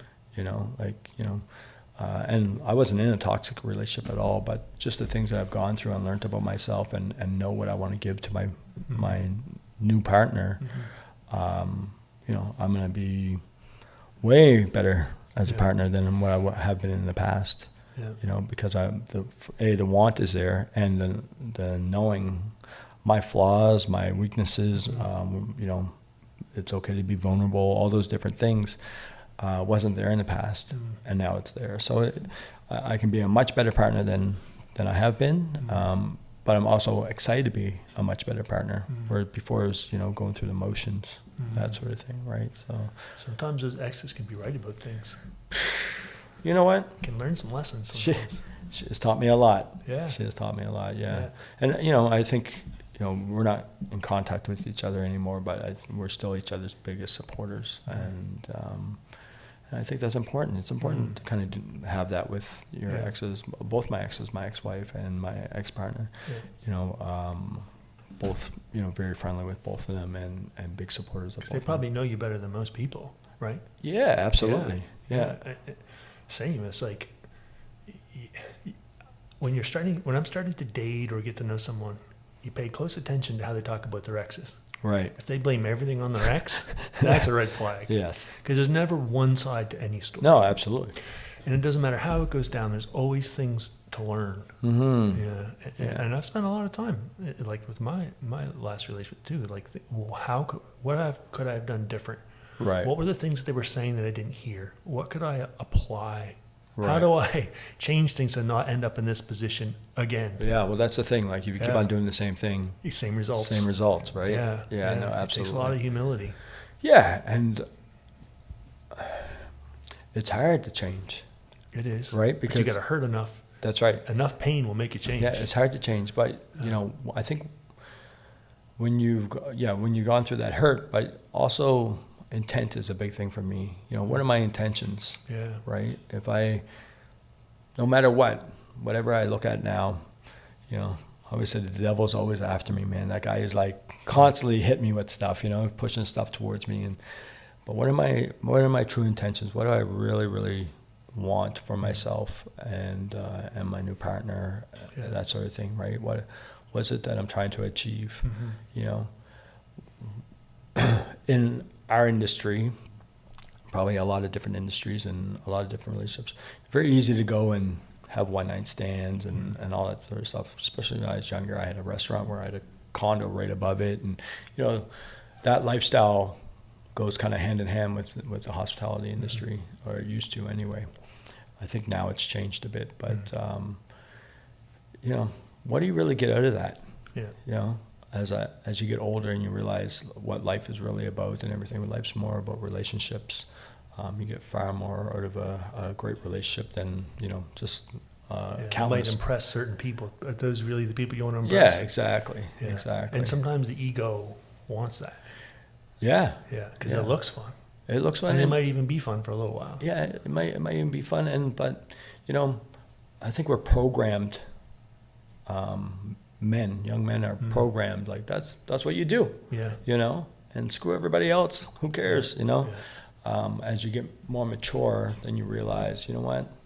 There's a lot of value in a great relationship. There's a lot of value in having integrity and honesty and kind of putting the best person forth that you could possibly put forth and being appreciated for that, right? And so I think that's a lot of men, that's what we're all working on, you know. That's, if you look at the breakups since COVID, the percentage of them. A lot. That stress level put a lot of people to the edge. Yeah. And to an opportunity to reevaluate. Yeah.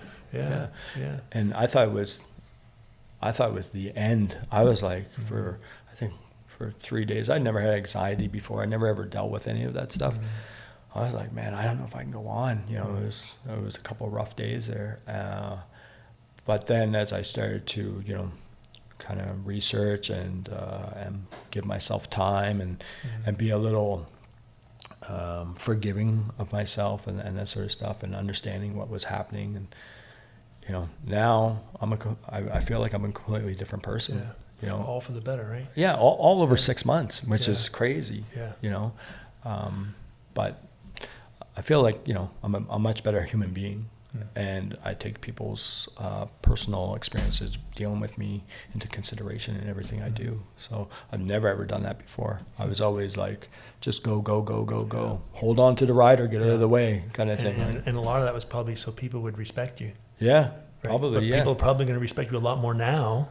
That's right. That's the ironic thing, right? Sometimes I look back on things that I think about other people, my dealings with other people, and people that I know in my life that I always remember them as smiling, and dealing with them has always been such a great thing because they're always so happy and everything.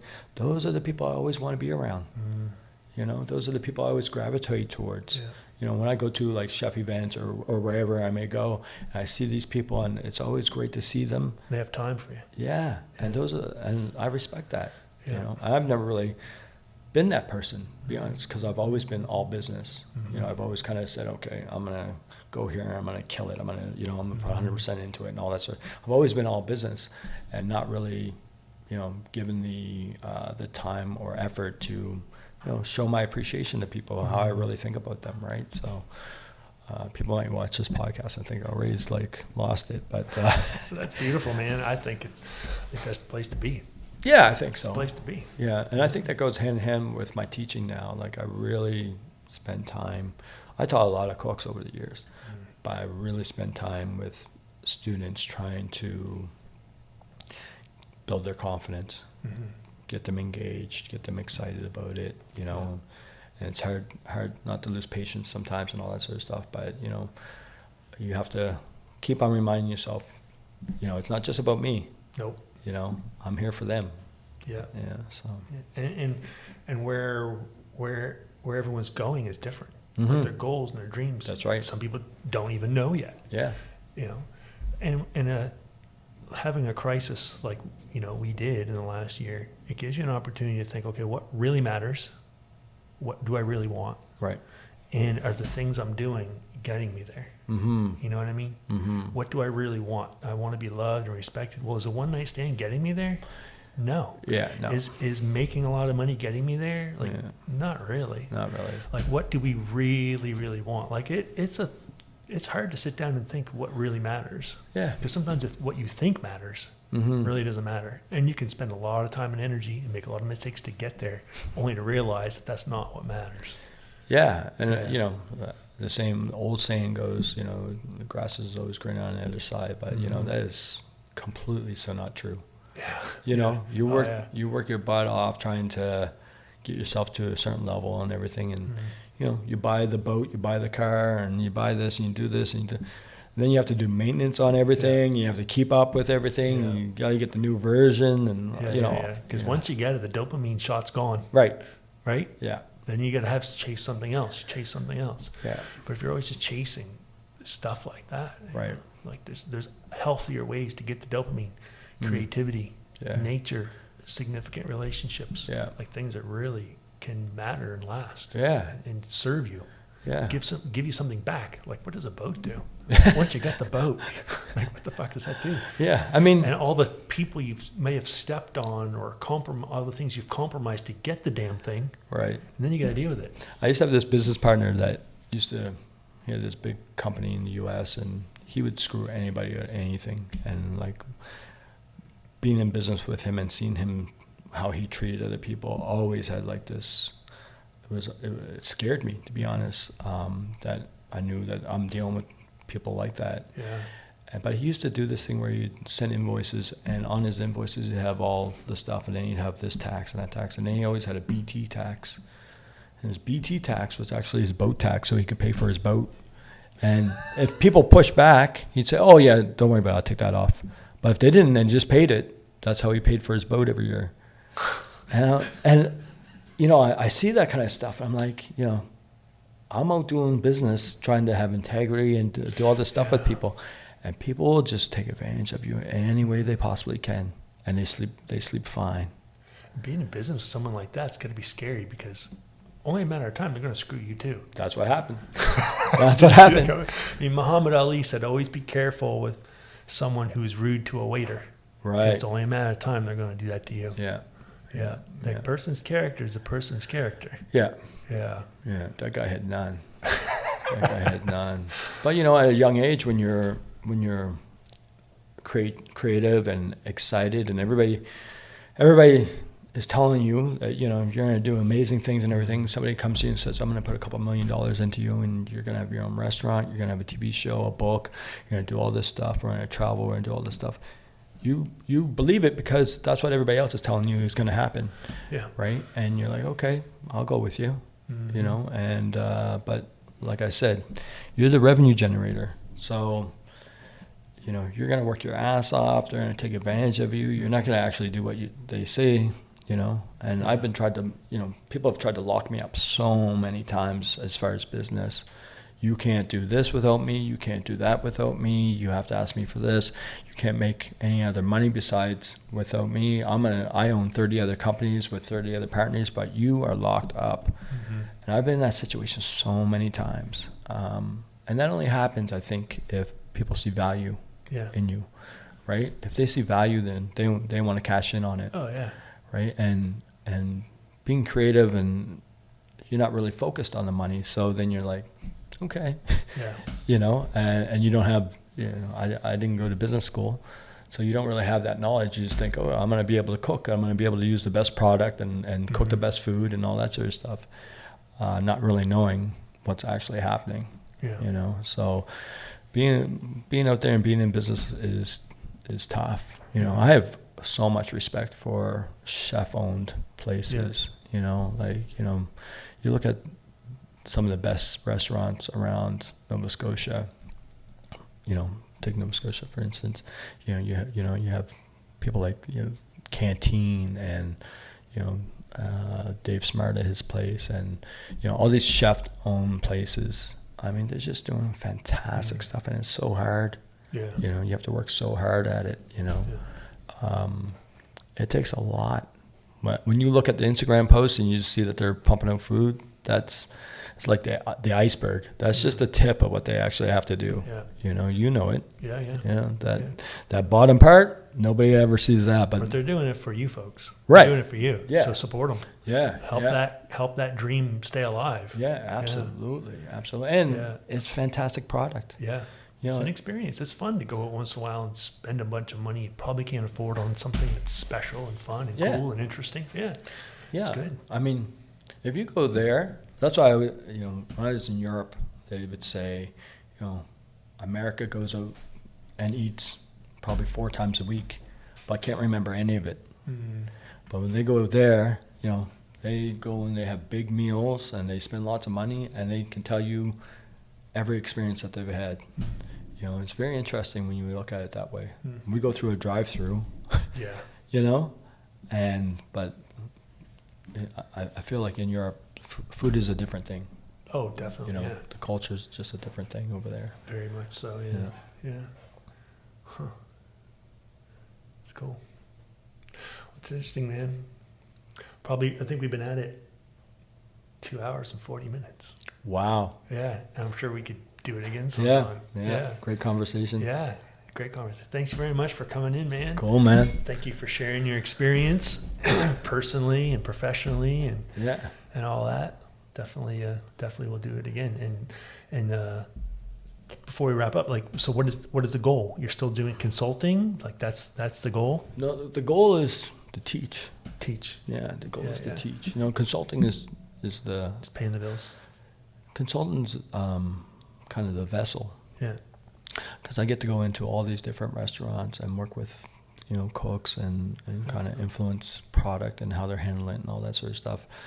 Consulting's the vessel. I get to work with all these, you know, charities and businesses and, you know, different institutions and stuff, and try to make them profit and try to better their product and all that sort of stuff. But the goal is to teach young chefs. Awesome. Yeah, young chefs. You know, like just get them inspired. Our industry needs that.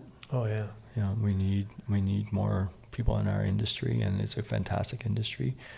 But we're lacking in people that, you know, want that lifestyle, and it is a lifestyle. It's hard work. It is, for sure. It's not just a job. Yeah, exactly. Not just a job. Yeah. Awesome. Well, thank you, Ray. Thanks, bro. See you. Okay. Thanks, folks. Thank you for listening. Please like and subscribe, or if you'd like to support us, please visit Refound Brewing Company at 573 Main Street, Kingston, or buy our product wherever it's available, including our Foolishly Optimistic IPA at your local NSS